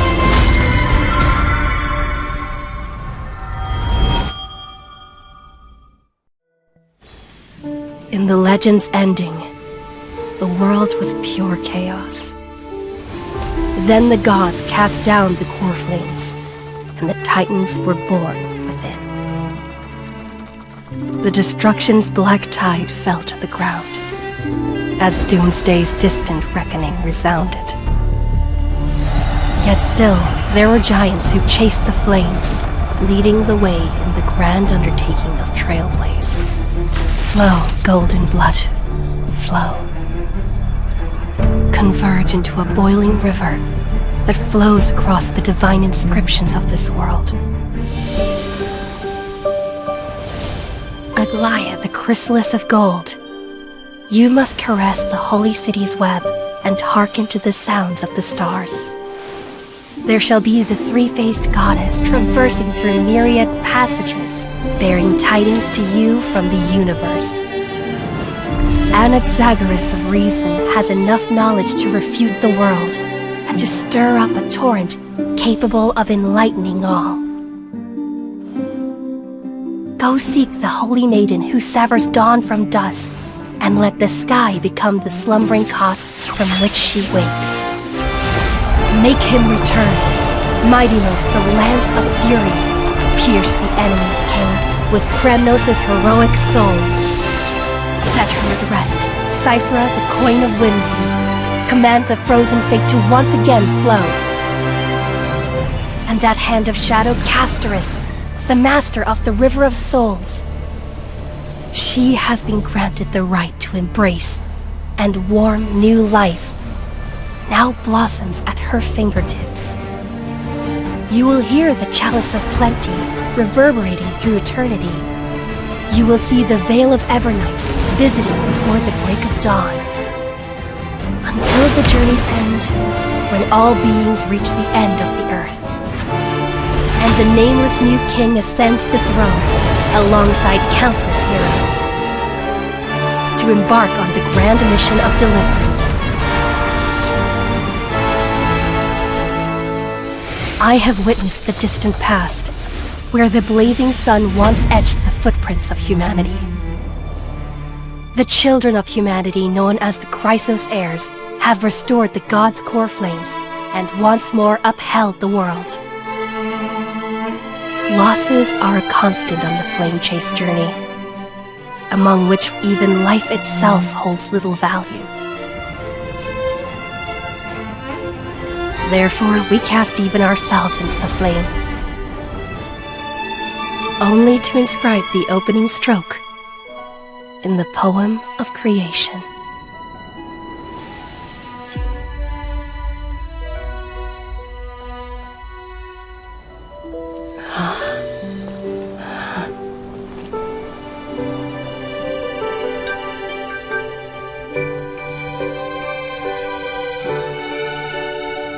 Of course, this will be a romantic story like none that has come before. You think so too, right?